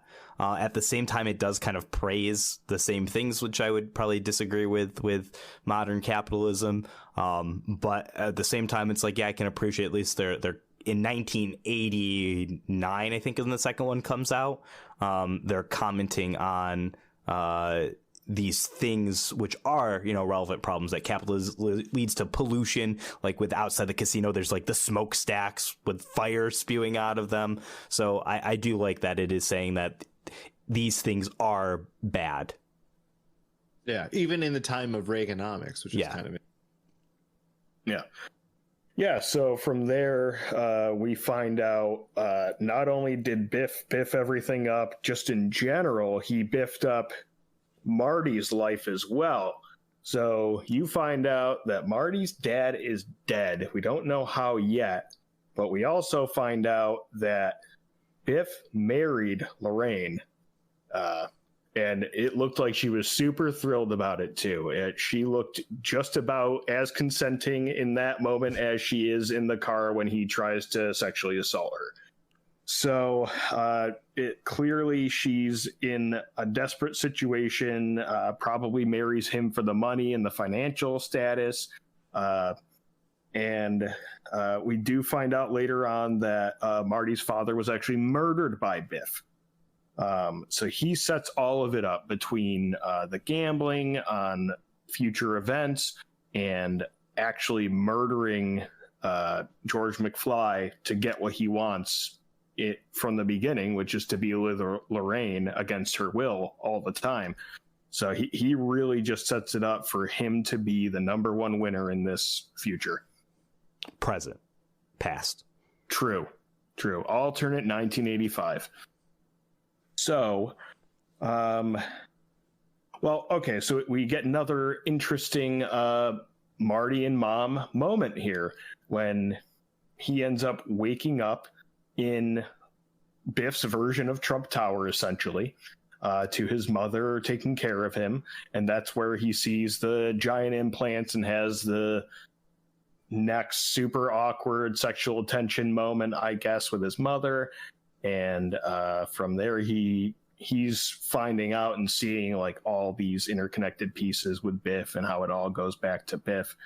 And he actually confronts Biff later on and says that he knows about the sports almanac and he knows how he did it all. And after being confronted by Biff pulls out a gun and says, but my relative, as he calls him, it's really his future self, but he calls him his relative, probably his future self did that so he wouldn't absolutely go insane, which is like the only smart thing Biff ever does in these movies, aside from going back into the past, is make sure that he does not make his past self go absolutely fucking insane. Told him if a young kid and a crazy doctor confront him about this stuff, you gotta fucking kill him. You gotta off him, get him out of here, because they're the only ones who can get in the way of this plan. Which again goes back to my comment: if Biff never takes the fucking DeLorean back, we don't have this problem for him. Roll credits. It's the new Biff verse.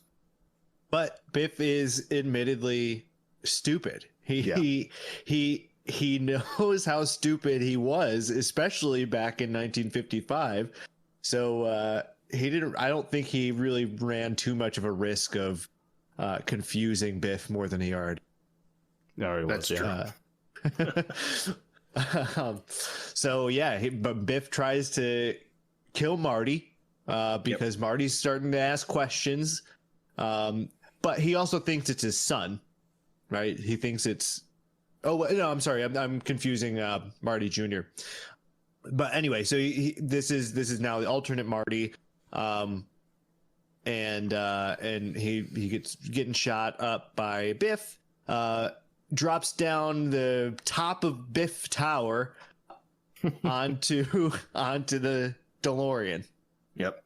And I do love the sequence when the DeLorean flies back up and Doc Brown just opens the door in the DeLorean fashion, just smacks Biff in the face, and then they get away from there. And now they're headed back to 1955 to correct the mistake of Biff getting the almanac in the first place. Exactly. And their whole plan hinges on allowing Biff to get the sports almanac from his future self, allowing that future self to bring the DeLorean back, which again, the whole thing hinges on Biff being stupid enough to think that he needs to place everything back to where it started, essentially. So he has to allow him to transfer it to him in some way, shape, or form, and then swipe it from Biff from there. So then pretty much the rest of the movie is a lot of a rehash of the first movie when they go back to 1955, but with the little added wrinkle of there's this new Marty in that timeline, while there's also the Marty that goes back in the original movie there simultaneously, another Doc Brown there as well.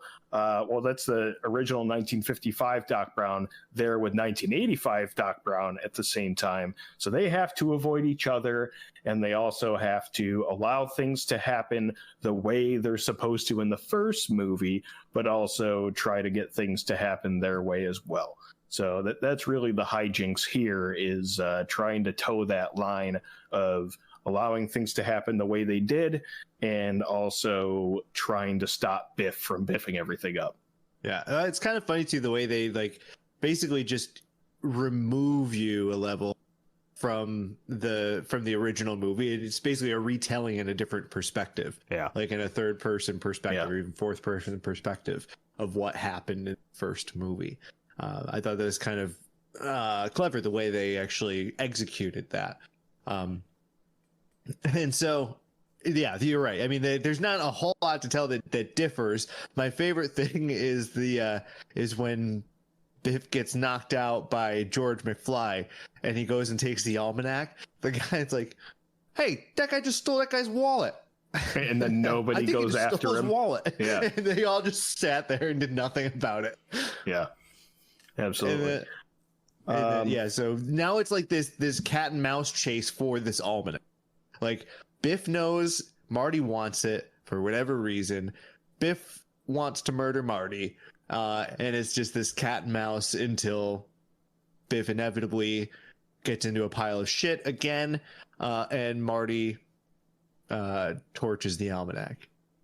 Which, how does that not mess up, like, the timeline with Biff and everything else? Because does that take place after the events of the dance? It's simultaneous, all that stuff. So like he's trying to get the almanac from Biff while the dance is going on, and allowing everything at the dance to occur the way it normally would, which for the most part it does. But the only thing that really gets in the way is Biff keeps mistaking either Marty for the other, obviously, because it's Marty. The same. Yeah. But I can't remember the car scene. Like, where does that take place in this? The car scene takes place after the dance. So what ends up happening is after Marty escapes Biff's goons that he hangs out with in all iterations, he escapes them in the dance and also stops them simultaneously from fucking with other Marty who's playing on stage. If you remember, he drops the sand sacks on them from backstage. Right. And then while he's leaving the auditorium, he takes a second to like gaze on himself talking to his mother, and like almost that like meta removing yourself from the situation moment where he's like, I'm just going to take a second to see this and really take it in. And that gives Biff enough time to confront him, and they get into it with one another. And what ends up happening is the Marty that he was watching opens the door into this Marty and knocks him out, and then Biff is able to steal the almanac again, and then there's a chase scene from there, and it involves Biff's car, obviously, and then Marty on the hoverboard a lot, and they go through the tunnel. Biff tries to kill him. Again, vehicular manslaughter is a huge theme in this movie, apparently, with Biff. No matter what timeline he's in, he's trying to kill Marty with some kind of vehicle. Biff is pretty ruthless. He's a pretty ruthless character. He That's just the wants thing. Death. He's ruthless until he gets punched in the face by George McFly. That's the only situation that really like neuters him a little bit. But even in this situation, actually, he still gets punched in the face by George McFly and somehow still ends up as the little bitch boy waxing his car in the future, which is interesting to me. That's why it doesn't. That's why I was trying to get it, because like this plot part right here, this section, the sequence, I think should technically ruin what happens in the future. Because it doesn't line up, unless I'm misremembering it, it just doesn't line up right to fit in with the events that happen in the first movie. You're not wrong, but to play devil's advocate, there are variations in what happened in the past. Just from the point of Biff getting the almanac, I mean, that could have changed his perspective on things. Just these small variations. If we're talking about the butterfly effect, any one of those variations could change the future. Or keep it the same for that matter. I guess their assumption is that none of these things are such timeline-altering events that they would really throw a wrench into things. I guess the assumption would be like Biff's going to be an asshole no matter what, and he's probably just going to forget about it afterward. So from there, Marty gets the almanac back. He burns it at Doc's command, but while he's trying to do that, this is also the night of the lightning storm. So that's going on simultaneously, where 1955 Doc is trying to get 1985 Marty back to 1985. And then this Marty and Doc Brown are trying to get their way back as well. Doc Brown is floating in the air in the DeLorean, but there's obviously lightning striking around him. And eventually the DeLorean gets struck by lightning and he just disappears, blips out of existence. So it seems like Marty's stuck in 1955 forever at this point. Then, to end the movie, essentially, I guess there's one more little sequence after that, but Marty gets approached by a car, which for a second you might be thinking is Biff, because you just see headlights and like, oh shit, it's raining, Marty's alone, might be Biff here. No, it's a guy from Western Union saying that we got this letter 70 years ago from this guy named Emmett Brown, and he told me to give it to you at this exact time in this exact place. And, it's a letter from Doc Brown saying, if my calculations are correct, you're going to be right here witnessing me blip off of existence because of the lightning strike. I'm in 1885 now. So he's in the old fucking West at this point.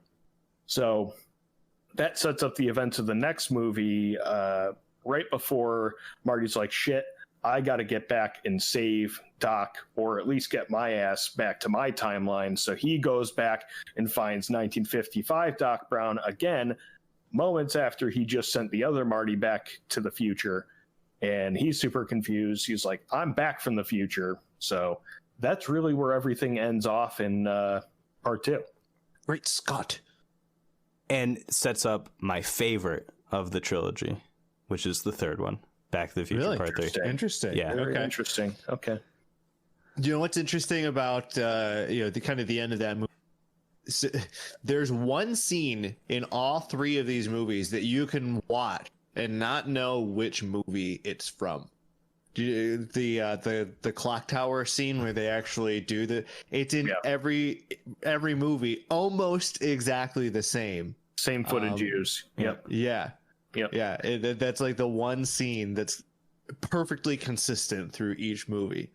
So speaking of that, one thing that did bother me, and this is probably just something that's like of the time, and I never noticed this as a kid watching these movies, and I don't know if this is true for the theatrical versions, but this one has a very short trailer for the next one. And then going into the next one, there's a short recap from the last one. I'm just thinking to myself, like, nobody goes and watches the third in a series of movies without having seen the first two. And if you do, I think that's a crime punishable by death. But it just bothered me a little bit. It's like, this isn't a TV show. And the movies were released 1989, 1990, 2 and 3. So people wouldn't have forgotten it. And I'm sure if they're going to see it, they're watching their VHS of 2. So that just got to me a little bit. Maybe it's of its time. I don't know if any other movies did that, but it was very weird to see that from a movie standpoint, like previously on. Yeah, no, I agree. The end of the fact that there's like a trailer at the end of Back to the Future 2 was really kind of strange, but yeah, I guess it shows you that they knew what direction they were going the whole time. Yeah. It felt like a drawn-out version of what we get from a lot of the Marvel Cinematic Universe, where the movie ends and then they have the text, Ant-Man will be in Avengers Endgame. It's like, okay, you don't have to tell me. You're right. It's like, all right, cool, thanks. Did Back to the Future 2 seem like the longest movie of all time? Oh, I hated it.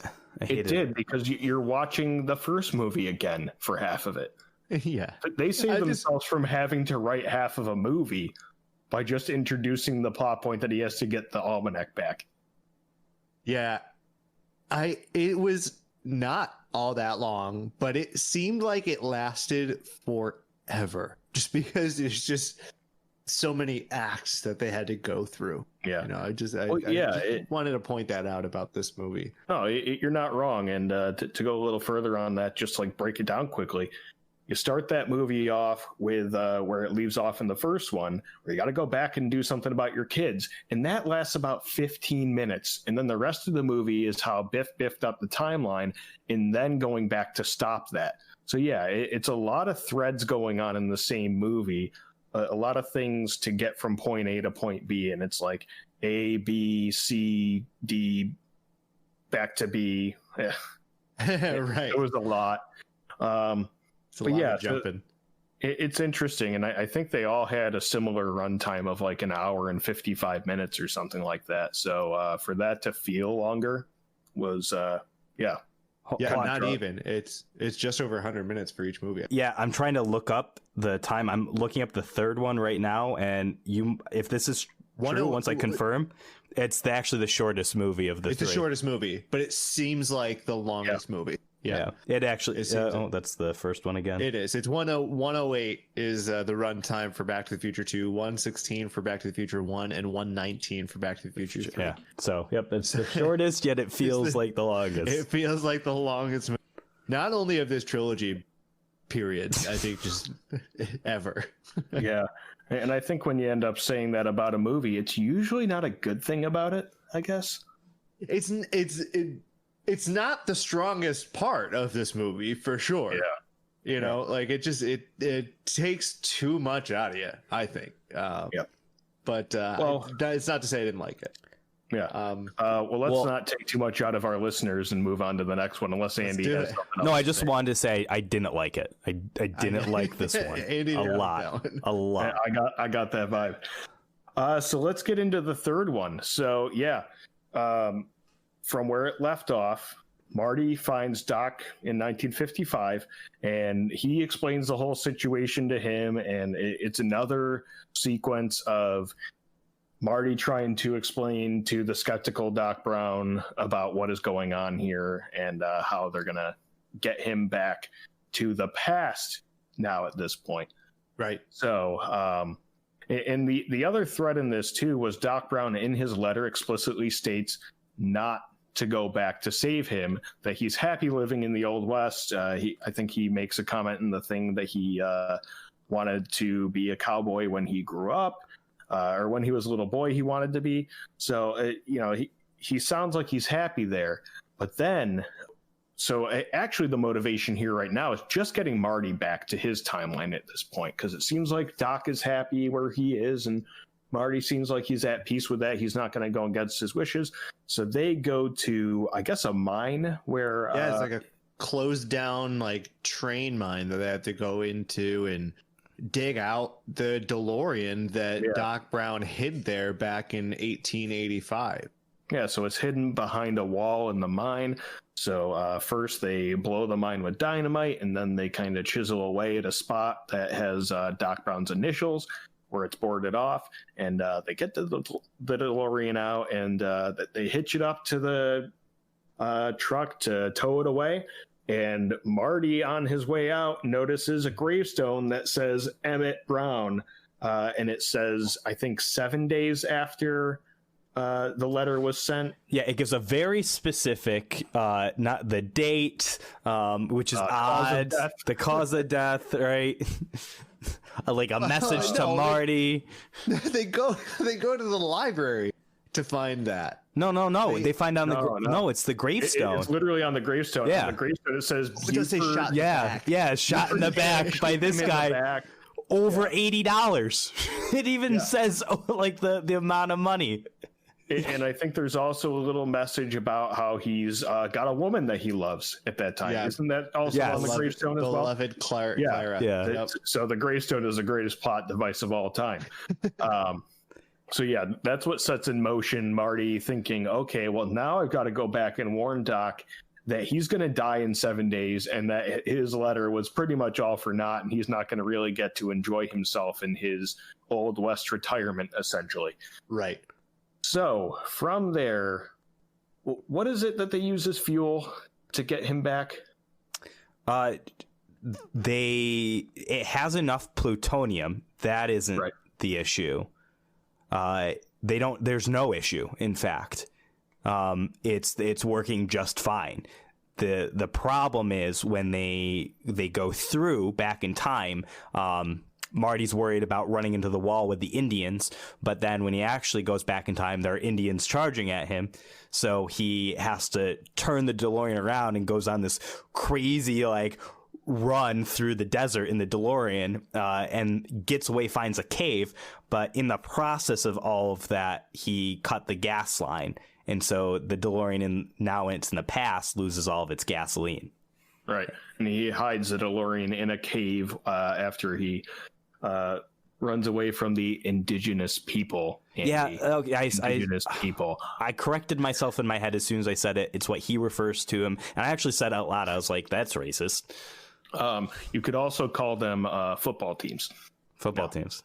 Yeah. That's the Washington that's football one of my team. favorite new jokes now. But anyway, so yeah, that's pretty dated. They call them Indians, and it is a fun sequence though, because it sets it up right there. You know there are going to be Native Americans running right at him the moment he goes into the past. So yeah, he hides the DeLorean. He goes into town in his super ridiculous cowboy getup. That is like a joke of a cowboy getup, while wearing Nikes, because he has to throw his boots down because there's a bear in the cave as well. Yeah, that chases him away. Hold on, we can't forget though, because he doesn't go into town yet. He hits his head, because this is this motif that gets played through it, over and over again, because he smacks his head when he falls down the hill running away, and he's awakened again by his mother cleaning him up, who's not his mother, but it's his great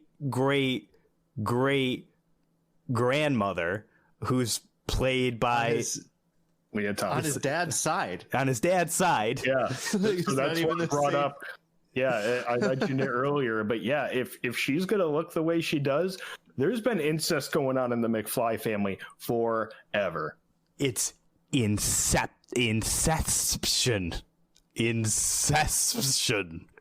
Really coming out right off the tongue.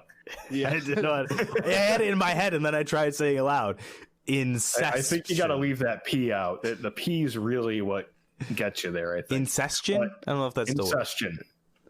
I don't know. I don't think that's enough. I think either way, incession. We get what you're talking about. But yeah, they're Irish immigrants that came to America for a better life, which apparently they are leading. But it is still the Old West, and nothing was very good in the Old West.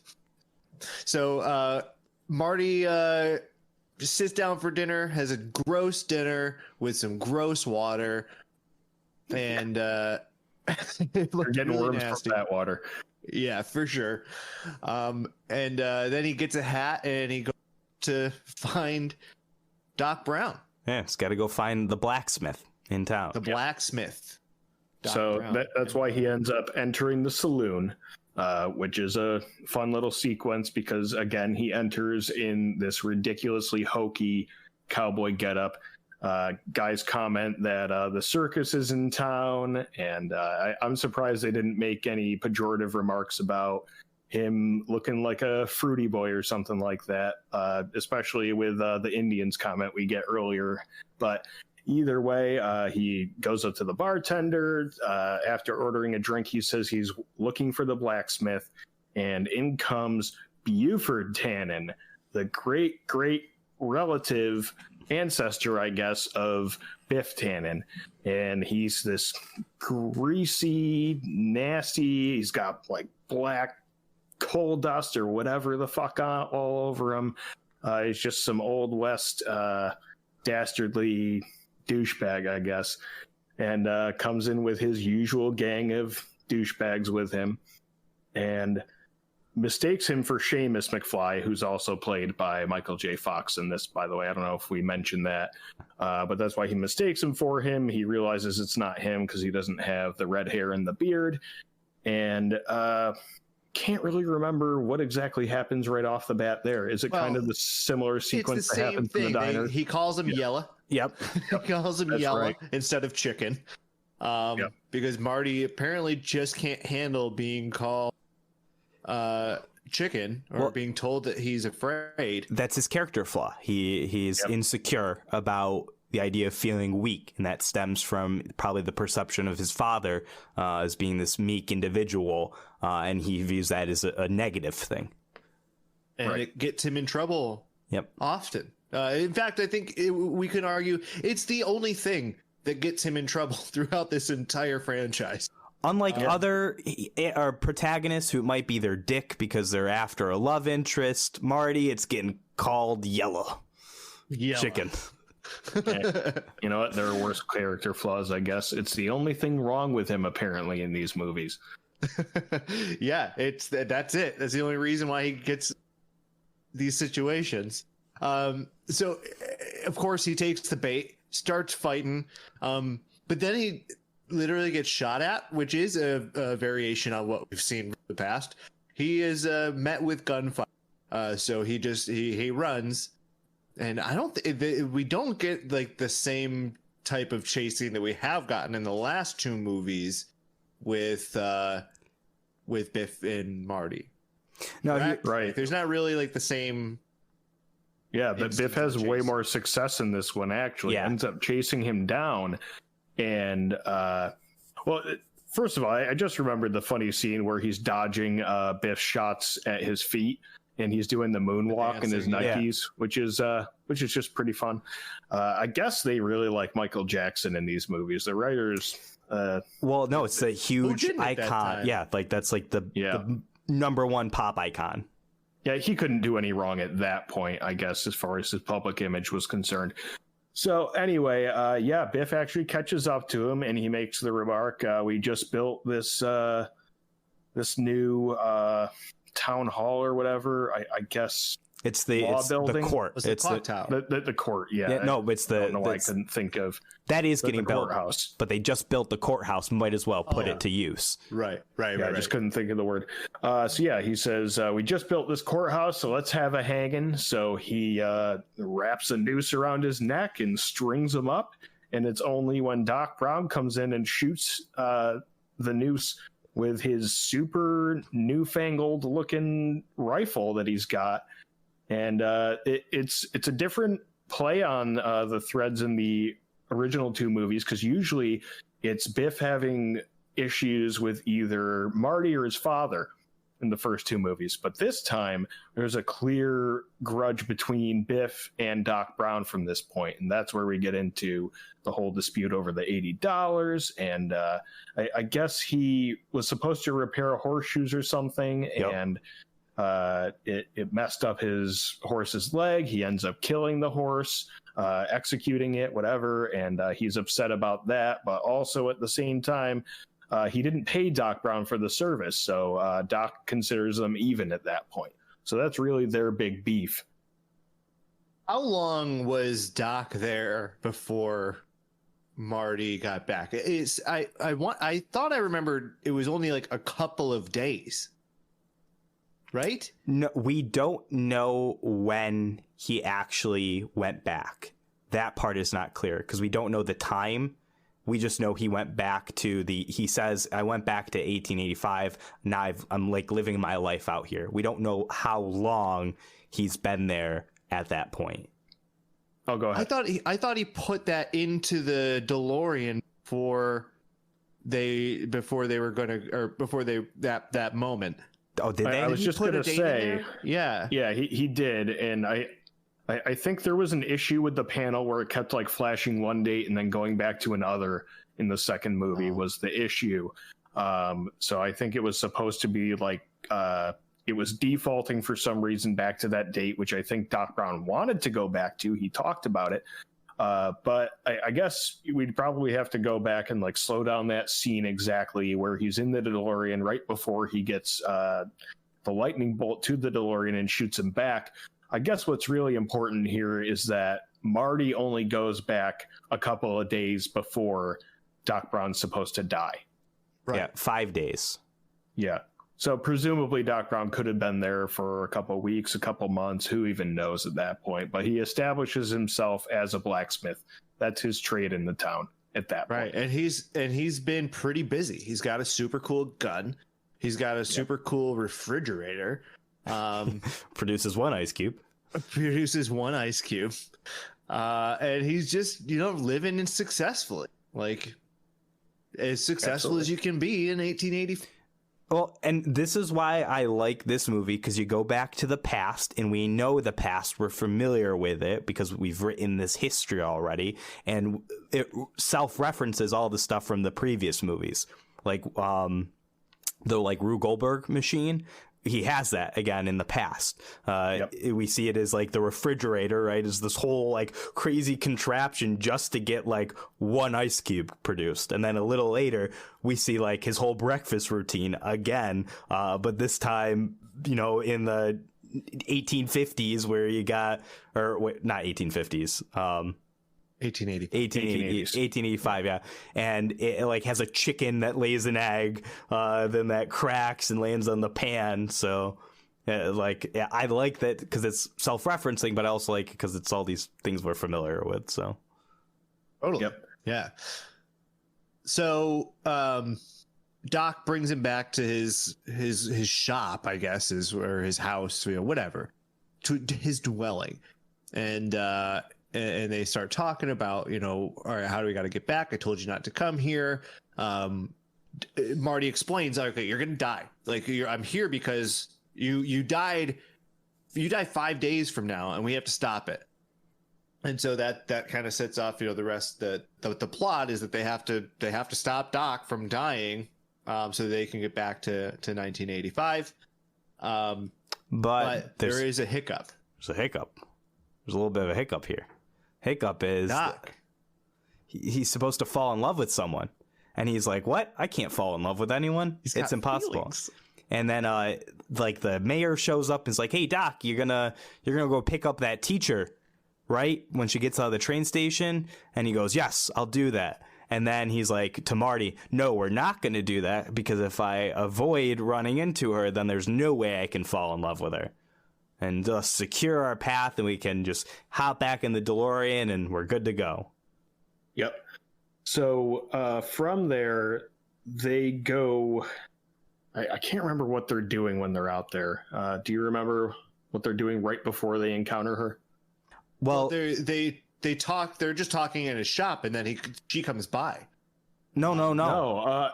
So the encounter with her is her horses on her stagecoach are going wild and like are not responding to her commands, and she's just going full speed with these horses, and they're going to careen off a cliff if they don't intervene. I just can't remember exactly what they're doing right before that, why they're out there. Do you remember? I think it's because they have the plan. Oh, so the thing we left out too is that the DeLorean had the gas leak. so it has no gasoline. Right. So this is where they have to come up with the plan to they're That's gonna what it is. Yeah. use trains to get it moving. Yeah. So they go. I think maybe it's to like inspect the train or something like that. I don't remember because he asks. They're looking at the train track actually because Yeah. it ends, and he explains to Marty that once you're shot into the future, this bridge will be finished, and you won't have to worry about falling off here. Yeah. So that's when they hear like her screaming basically on the horse because the horse is gone. Like it got scared from a snake, we learn out. So that's like the trigger for them to go rescue her. Yeah. So they rescue her from going off the cliff. The coach goes off the cliff. Did the horses go too? I don't remember. No, the horses, because like they turn and Right. like it turns the car, crashes, and that's what tumbles over the edge. Right. Yeah, so saves her. It ends up being Mary Steenburgen from several movies that everybody loves, like Step Brothers. She's the mom in that. She's very decorated, good character actress, I guess. And they fall in love at first sight. He falls in love with her just because she's a beautiful academic, and he saves her, and that they have so much in common. And, you know, despite his best efforts to avoid all of this, he ends up going on the path of the timeline anyway, falling in love with her, and thus inserting that plot thread that he falls in love with her and makes everything very difficult as far as his decision whether or not to go back to his original time. Well, and I don't know if this has been said in any of the other movies at this point, but I think this is where they introduce the concept of like fate, that there are things that are like meant to happen in the timeline because like they avoided her, but then yet they get back to her. And this is where it's like, oh, I guess it was fate. Or it's the power of love. Power of love. Power of love. Exactly. Now we can end the podcast. No. So what do we get into from there? I'm sorry, I'm really having a hard time. No, this is I like this one. So I remember this one. And plus it helps that we just watched it today too. So at this point in time, they go back to the shop to like finalize their plans because we have to get a demo version of it because that's what Doc does, right? He likes to show us a little model, but it's not to scale. So, you know, he's just got to remind Marty of that because that's his thing. He's a scientist and wants everything to be right. So they're going through like their plan, and they reference that there's a point of no return, that once we get to this part where it's like the windmill, it's either gonna send them into the future or it's not gonna work and they're gonna die. So this is like all the stakes. This is either gonna work and they are successful, or it doesn't work and they're fucking dead. And then they get interrupted by the teacher, whatever I forget the character, not Bella. Clara, yeah. Clara. She shows up because she's got her telescope and she wants to get fixed by Doc, and Marty's trying to like say no, like we got other things, and of course Doc's in love, so he's like, yes, of course I'll do it, and she's like, oh great, I want to pay you, and Doc's like, no, I don't want to, and he's like, I'll get to work on it right now, and she's like, oh no, I don't want you to do that because tonight's the festival and you gotta like do the festival. And he's like, oh, of course I'll be there. So now Marty's like, no, Doc, we gotta like focus on our plan. Why are you taking us on this side quest here? We gotta get to work on it. He's like, no, Marty, it's fine, like we'll be able to do this. And meanwhile it's just because he's in love. So they go to the festival at the night and they're hanging, having a good time, but past Biff, Mad Dog Buford Mad Dog Tennant. Yeah, Buford Mad Dog Tennant shows up with his crew there, and they're not supposed to have guns, so they meet with the sheriff check their iron in and go in. But meanwhile, Buford has a singleton shot, so he plans on killing. I don't think it is Doc. Yeah, he's gonna kill Doc at this part. So he confronts him. There's this whole confrontation, but meanwhile Seamus and his wife have showed up and they're talking to Marty, and he sees the pie thing, or like the pan from the pie, and it says Frisbee on it, and he's like, oh cool, Frisbee, and whatever, which happens to be the thing that he uses to throw at Buford's gun, causing him to miss his shot. and not killing Doc. Right, which is another turn in the timeline, because he was supposed to shoot him there, even though this was early from what they initially thought. They thought he was going to die 2 days later, but because he probably wouldn't have been there. Well, what Buford said was that he was gonna shoot him, and it would just that gun couldn't kill him. So instead, it was just gonna let him bleed out and infect. And he's like, "Yeah, it'll be a slow, painful death, and you'll die probably 2 days later." Yeah.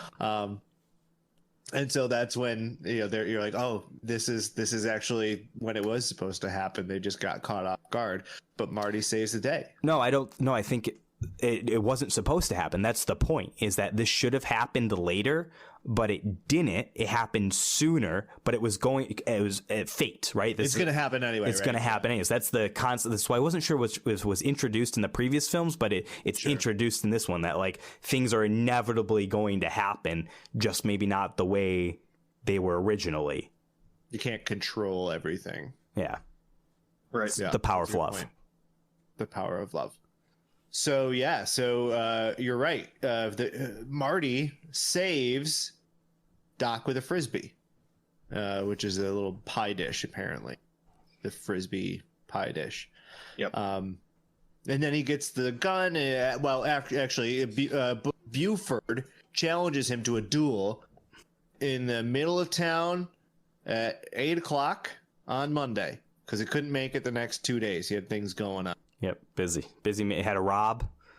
He had to rob a station of something. He had a lot to do, so he couldn't be bothered on. He said, "Monday I'll be free. We can, and somebody will die." Yeah, and that actually works out for Doc and Marty as far as their plan, because they're supposed to fuck off the hell out of there before that. So at least just according to their plan, Doc obviously says, anything could happen, which is foreshadowing to things not quite going according to plan.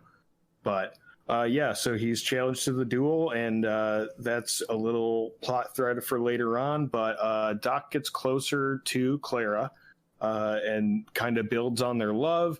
I guess we assume they get it the fuck on, because they've got a passionate kiss, and later on in the movie she seems to imply that they did something there, that he used her. Dude. Well, even in like the immediate like next day scene after like their date night or whatever, Doc's got his coat on his shoulder, he's all happy, and like that's a man who just got laid. That's exactly what that is. Yeah, he's humming the power of love as he walks home.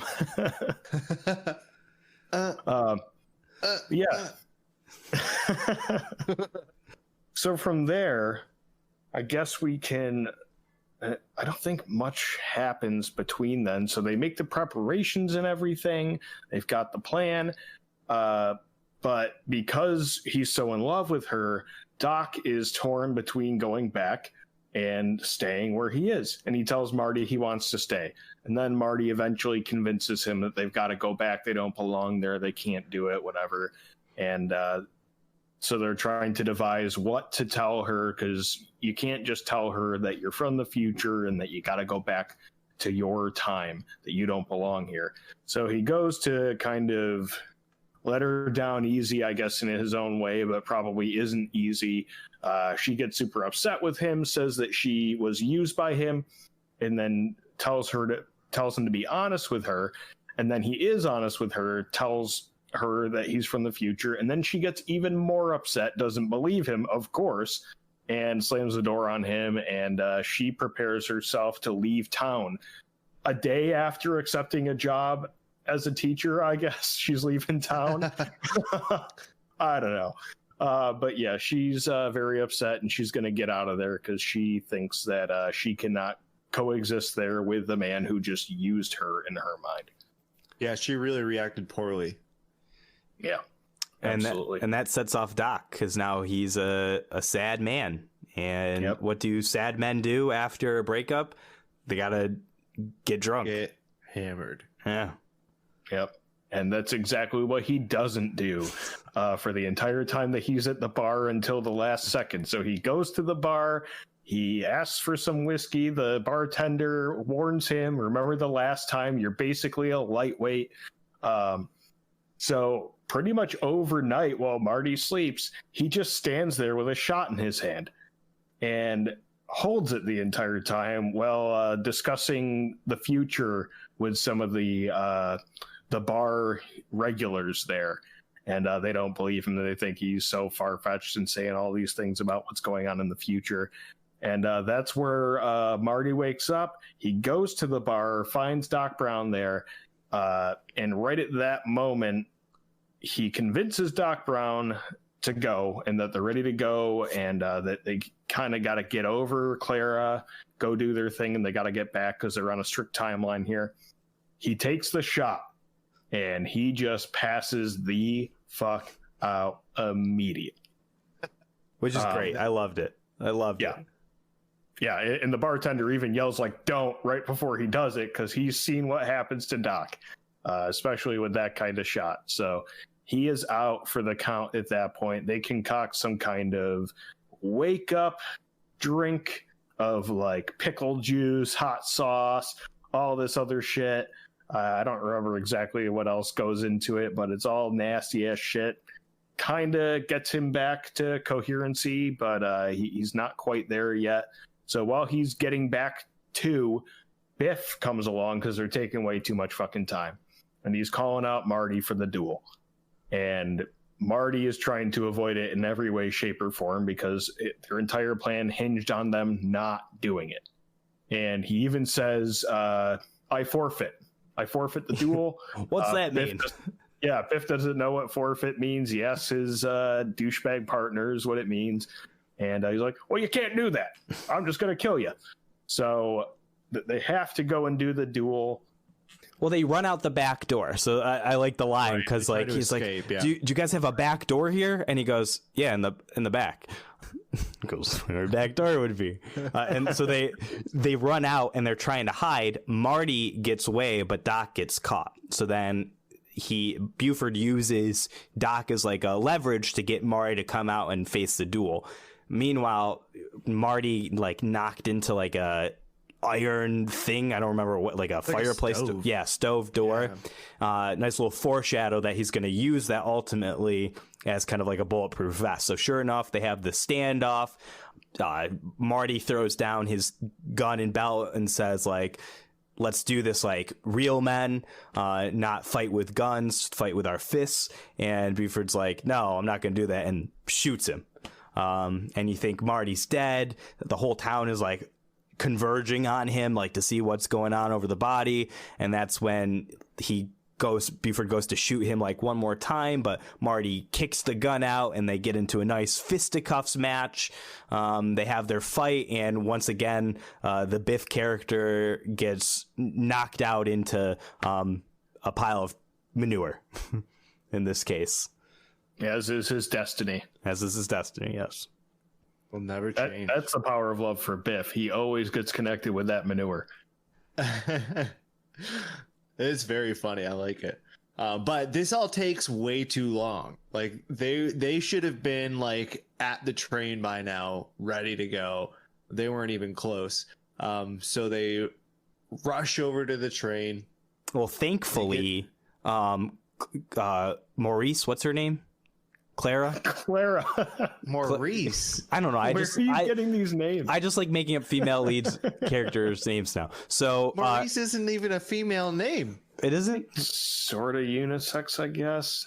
No, anyway, it's more of a man's name. Okay. Anyway. So Clara, she stops the train to get off of it because she overhears the dude behind her who is at the bar listening to Doc profess his love for this woman. So that triggers her to realize, oh my God, it was real. He does love me. Now I'm going to go like back to him. So she stops the train, which kind of like makes up for that time that they lost to get to it. So it's kind of like perfect happenstance. Yeah. So they just get to the spot in time to be able to start. Well, they get onto the train to stop the train and basically hijack it, get rid of all the other carts, and stop the train right in front of the DeLorean. I like the line though here, where the train conductor goes, is this a heist or something like that? And Doc pauses. He goes, it's for science, or this is an experiment.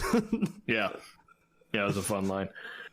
So from there they park it in front of the DeLorean. They put some tires between them to kind of cushion the blow between the train and the DeLorean, and they get on their way to getting it up to speed.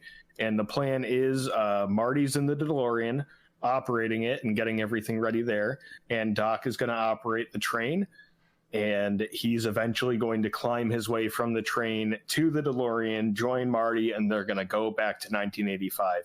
I will say that logistically, it's probably smarter to have the young guy operating the train and having to climb from it into the DeLorean. But obviously, we couldn't have what happens next, which is Clara on horse catches up to the train, makes up all that time, catches up.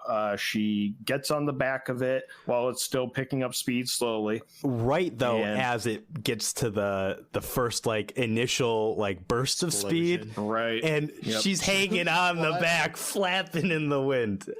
Yep. Yeah, it is a fun shot. She's yelling for him, and he can barely he hears something. He's like, eh. And just keeps ignoring it until finally she gets his attention when he's about to get onto the DeLorean by honking the whistle or horn, I guess, on the train, and gets his attention that way. And his plan is to get her from there, save her, and for them to all go back to 1985 to save all of them. So hijinks ensue, of course, and it's a very tense scene where they're both hanging on for dear life. She's hanging upside down, basically with her dress caught on the train, and it's ripping more and more. Classic trope of the rope or whatever, just ripping more and more until finally she falls. Marty ends up saving her by launching the hoverboard back to Doc. He uses it to kind of get his footing a little bit, but then saves her, and somehow they're on the hoverboard going the same speed as the train at some point, and they're just floating off. It is what it is. Right. It's logic, as you can tell, does not matter in these movies, and it's just a nice scene where they're able to float off, but unfortunately they're not going back with Marty, but he has to make the quick decision to get everything ready for him to get up to speed and go back to 1985. So he gets over it pretty quickly, closes the door, gets everything ready, and goes seemingly off the track. And the train actually crashes, which I thought was cool because they actually crashed a train for this scene. Yep. Just a really fun, cool scene to see practically as it was done. Maybe it was a model. I don't know. No, but it was definitely like it was a real train. Definitely a real. That was Steven Spielberg saying, if you want this movie, that's fucking cool. You got to blow up a train. Yeah, it was fucking cool. A DeLorean, at least. No, it's a train. The train. No, the train. So the DeLorean goes back to 1985, but the train has no more track to go on. I understand. Yeah. I thought you were saying in the future. Sorry, I kind of skipped that part. But yeah, I just really like that scene from a practicality standpoint. Like, it was, as Andy is saying now, confirming it was a real train. Looked fucking cool. Just really a good excuse to crash a train, I wish I had that excuse to do something like that. So anyway, from there, Marty's back in 1985. He's on the train tracks. Everybody's yelling at him because there's a train coming, and he's delirious from traveling in time, doesn't realize what's happening right away, kind of almost like shell-shocked in one of those moments if somebody threw a flashbang, almost like he didn't seem like he could hear anybody. He was kind of delirious. So finally, he sees that there is a train coming, and he has to split second get out of the DeLorean. So he jumps out. The DeLorean is just shattered into a million pieces. And what did Doc tell him several times before that, though? When you get back, destroy the DeLorean. So the train does it for him. He doesn't have to worry about it. Looks like he's a little sad about it. But either way, he's back to his original timeline, the one that he had altered originally. What does he do from there? Goes back home, right? He goes back to his house. He sees that the future is the present is similar to where it would have been fixed after the events of the second film. So he thinks all is good. Is the second film or the first one? After the like original fan. Yeah. After the first one. Yeah, after the first one. So that's what. Back to what it should have been by the end of the second one, had he not gotten stuck back in time and then was able to make it back. So all is right again. And, yep. The timeline has been restored to the fixed version because it's been changed already since 1950, but it's fixed now. His Biff is back to being a simp for the McFly family, and things seem to be right. He has to go find his girlfriend Elizabeth to like. Now you're just doing it on purpose to do their thing or whatever. He's notably still on the porch bench. Yeah, she's still sleeping. She just woke up. To his kiss. 1.5 movies, she's been on a porch bench. And so that's interesting. She's got this still that piece of paper though from the last movie, the fax. Correct. Yep. But they hop in his truck thing or whatever, and they're just gonna like do whatever they do, and they're driving along and they get to a red light, and this other car's next to him is like, hey, nice truck thing, man, let's race. And Marty's like, no. And then he calls him chicken or something, like a coward.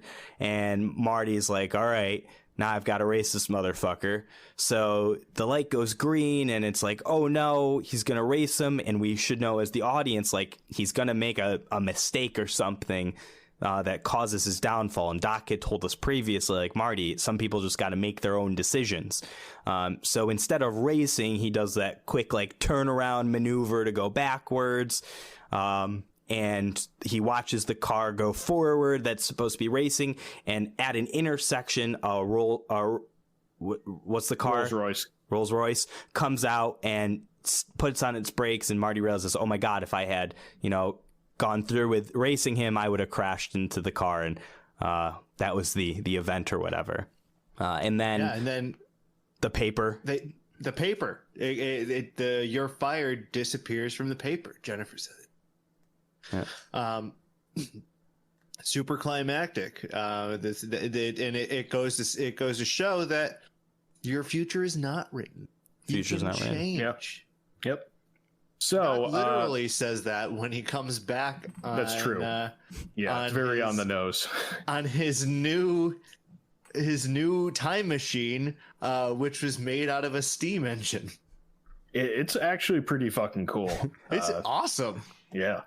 It looks great. He comes back with Clara, and he's got a whole family with him. He's got 2 kids, one named Jules, one named Vern, after their favorite author.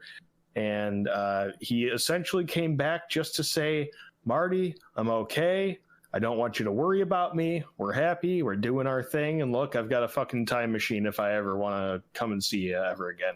And then he drops the theme of the movie on everybody too at the same time, which is just very on the nose. But hey, that's what these movies are about. That's what Doc Brown is in particular. Yep. So that really concludes the series. As far as the plot and everything, you kind of wrap up our final thoughts on everything. Sure. Because we pretty much hit on what we needed to within the episode. But I really like this trilogy, really for one reason, and it kind of gets into like my ranking movies themselves. But it just seems like one big, long, goofy time travel adventure.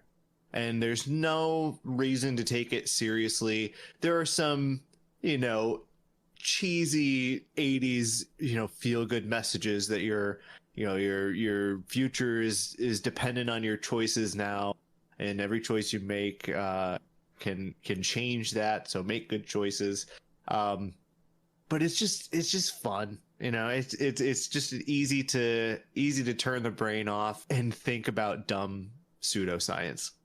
Yeah, I wish I could agree with you, Zach, but I don't. Don't like these movies. That being said, I will say this has been, I think, the best franchise we've reviewed so far in the podcast. Even though I didn't like it, I will say that this one, it's 3 stories that all fit together. From beginning to end, there's clear direction in what they want to do with them, the story that they want to tell.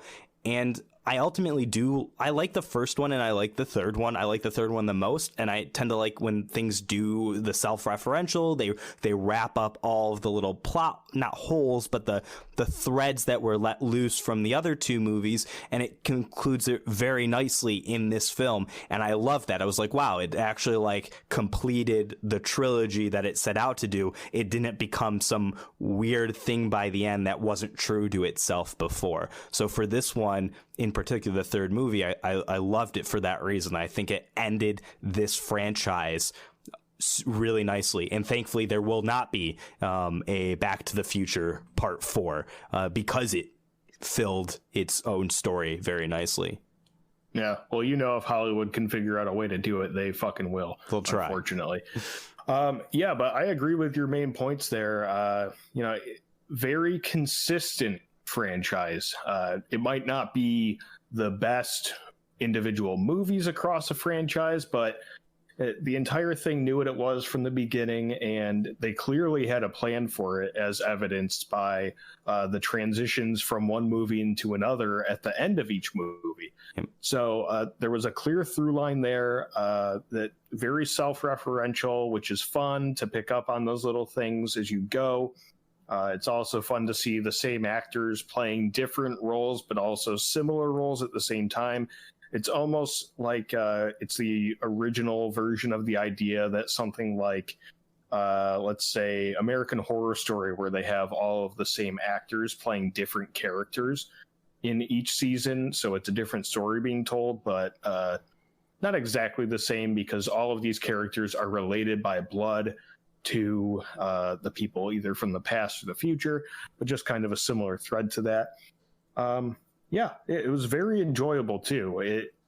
It's inoffensive. It's easy to watch, easy to turn your brain off, like you said, Zach. And it's a good family franchise to watch as well. You don't have to think too much about it.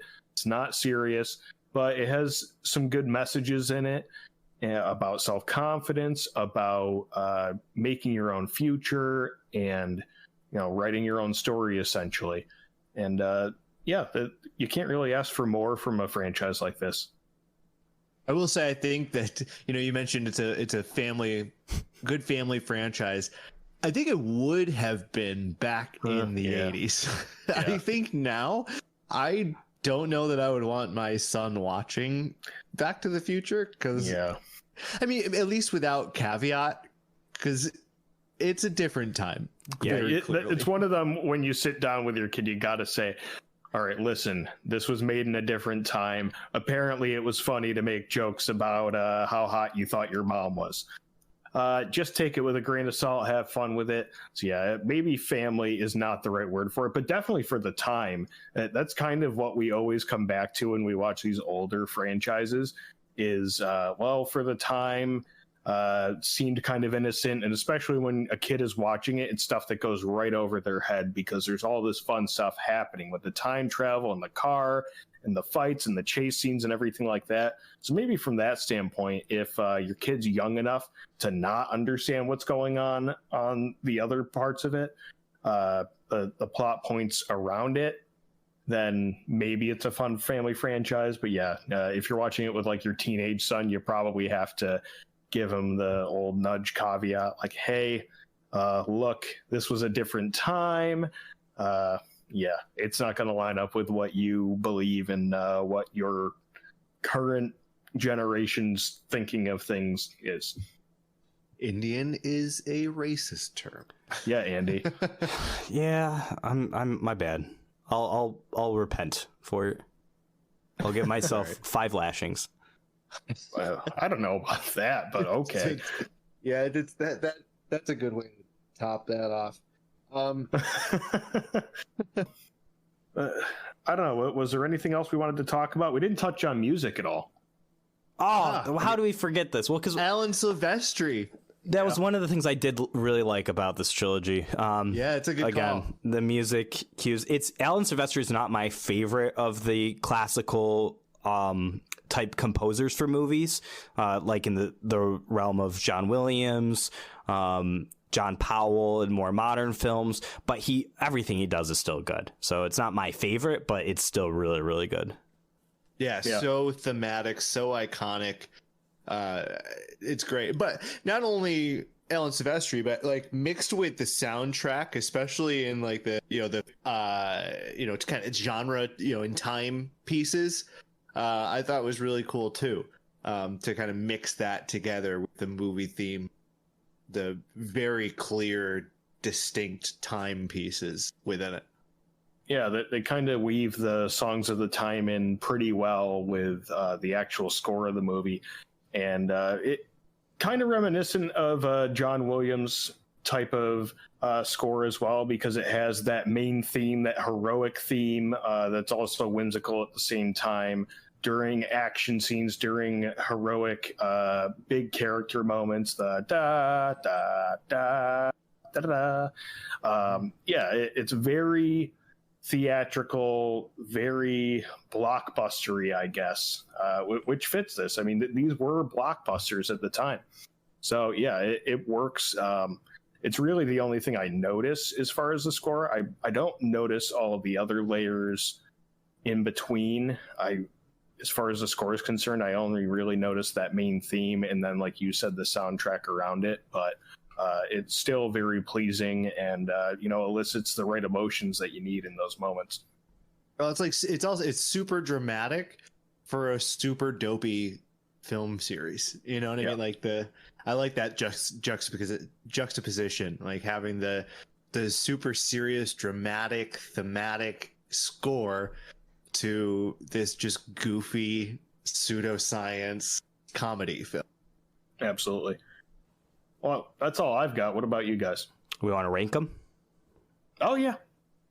Andy, I'm dying to hear yours. I'll start. Okay. So it's a close call between 3 and 1, and I will say I enjoyed 3 more so than 1. It just felt more fun to me, engaging. I guess it's a kind of a sucker maybe for a good like Western kind of story too. So I like that we're set in like the Old West, and it plays on the tropes of the West mixed in with all the tropes set forth throughout this movie franchise. And I would say like 1 would be a very close second. And I wish I never have to watch number 2 again. Back to the Future Part 2 is my least favorite. I don't like it. I don't like any of it. That's crazy. But yeah, no, I totally understand. But I just think the vehement dislike of Back to the Future. I don't think it's a good movie. I think there's so much going on. The plot itself has a lot going on with it, but even like the movie, when they're in the alternate 1985 timeline, it's like really extremely over the top, and I don't like the violence that's in it with like the gun. Like I don't like violent movies for the most part, and that one like is an exaggerated version of it that like kind of mocks it. So just not my cup of tea. So understood. All right, Ted, what about you? I'm gonna go probably 1, 3, and 2. I don't disdain 2 like Andy does. That's for sure. But it does have its issues. I mentioned before, it pretty much the second half of the movie is a rehash of the first movie, which is fine. Like, it works for the movie, but it suffers because of that. And it also suffers, I think, because it goes between so many plot threads in quick succession. So you start with the one where they've got to stop something for his kids, then they get back there, then they have to go back and change things because biff things up, and then on top of that, they have to make sure that everything happens according to plan from the first movie. And that's fun, maybe once or twice, but it does not really hold up all that much compared to the other 2, I think. And I was surprised how much I liked 3 more than 2.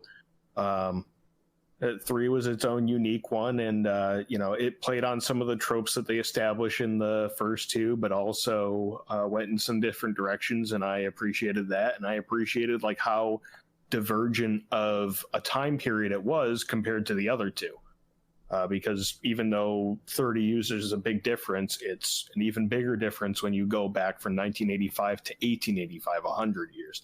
I said at the beginning of the podcast, it's podcast that spans over 100 years but takes place over about a week, which is really interesting when you talk about like the time. And then 1 is just super iconic. You can't beat it. I think it just does such a good job in setting everything up for this franchise, and it's really hard to top that one. Yeah, all right.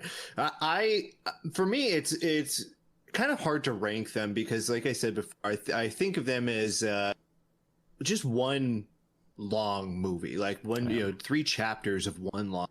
So if I were to rank them, it would be kind of like 1 A through C situation, but I will. 1 is definitely my favorite. It sets the tone for everything. It's iconic. It sets up all the references for the future movies.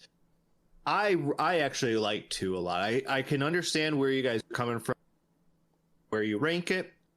I do think, and I said this already, it feels like a super, super long movie. And that is one of the weak points of it. But I love that it feels the most connected to number 1, and it just has it really does a good job at bringing everything back, adding a layer, but also bringing you back a level to kind of see the big picture and what they're trying to do with time. So I really like number 2. And then I like number 3 as well. I think if I were to rank them again, I would put it 3rd only because it's kind of an outlier. It's set way back in the past. And I like how they reference the future and the events that happen in the future. But it's not as directly related, and the stakes are a little bit different in the 3rd one. So again, I love them all. I really liked this franchise. I've seen these 100 times, and if I wish I were to watch a little bit closer to see some more of the Easter eggs. And this is one of those movies and movie franchises you can find new things every time you watch it, and I love those types of movies. Like, I'm a big Star Wars fan. You get obsessed with finding new things and finding things that nobody has noticed before. I think that's the major strength of this franchise is right there, that like you could go back and watch these movies again and you'll notice new things that are connected to the other movies. Like there'll probably be like some little detail in the background that's like the same thing that took place in all 3 movies, but you didn't notice until this one time that you happened to view it after so many times. Totally. Yep. That's exactly it. So, super strong franchise. Again, it's something that just, you could turn your brain off and watch it if you want. You can analyze it to the, nth degree if you want. It's a versatile franchise. So this was a good one. Absolutely. So, go ahead, Ted. Well, the one thing I wanted to touch on really quickly before we end it here is just real quickly running through the predictions from 2 that happened or didn't happen here. So Cubs won the World Series, I think in 2015. Wasn't that the same year? Yeah. Not against Miami. But I thought that was a fun point that at the time there was not a team in Miami, and then they're like, holy shit, they won against Miami. So now there is. It wasn't the Gators or whatever that was, but obviously the Marlins. We have apparently the self-tying shoes, right, Andy? Didn't you say that before that those exist? Yes. So the Nike did come out with them. They don't work the same way, but yeah, it's essentially that. It's like a tightening mechanism that pulls the strings for you. Yeah. And we also have what are called hoverboards, but we talked about it at the end of last episode. Wouldn't really call them actual hoverboards. It's like a Segway without a handle. It's exactly what it is. Yeah, the propulsion system isn't quite there yet, but wait, so they got it right from the first one? Oh no, those are just skateboards. My bad. Those My are bad. skateboards. But it's a similar thing. Yeah. Yep. What else happened? I mean, those are like always the three that really stand out. Those are the three. Flying cars, right? I mean, that's like everybody had a flying car there. Yep. You know, that I feel that was a bit of a stretch, I would say. Even in 1980, I have to think 30 years later we're going to have flying cars, but yeah, we don't have self-drying jackets either, or self-fitting jackets. One size fits all jacket. Definitely are getting closer to having all of the fingerprint scan and kind of digital versions of identification, I guess. Like on my phone, I have a digital fingerprint sensor that will unlock my phone on it. We have facial recognition software now. So stuff like that, this kind of like close to dystopian stuff that we're getting to, at least is in a similar direction as far as like all the self-identification stuff. And I can definitely see like themes of 1984 Big Brother, as you said earlier, Andy, where like if the cops can just take your thumbprint and immediately know who you are off of that, that's pretty fucking scary. Without a criminal record. True. But even still, I wouldn't want to know who I am. So, is that it for those? Can you think of anything? I mean, the only other thing is like the video chat, you know, in the room, you know, they have like they do it on like the big, like it's supposed to be like a hologram type thing, but we're not far off from there. Like, Ted, you are watching us on your projector right now. It's true. It's true. You guys are huge right now. Yeah. So, Yeah. you know, we're kind of right there. I could be your boss calling you to fire you, and I would then try to send you a fax, but that doesn't exist 30 years after 19. I mean, it exists, but it's not very widely used still. I don't have a fax machine in my house. I don't either. But I don't think most residentials have a fax machine. No. And it's to the point, too, where faxes are sent digitally now. My place of work, we send faxes digitally to like doctors' offices because they still take faxes. Yeah. But I upload a PDF and it sends via email essentially to their fax machine. Right. Yeah. You got to be PCI compliant. Yeah.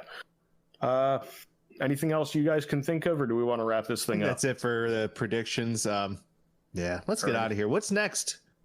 What's next? Well, we're recording pretty late in December here, and we're going to cram an episode for December for Christmas.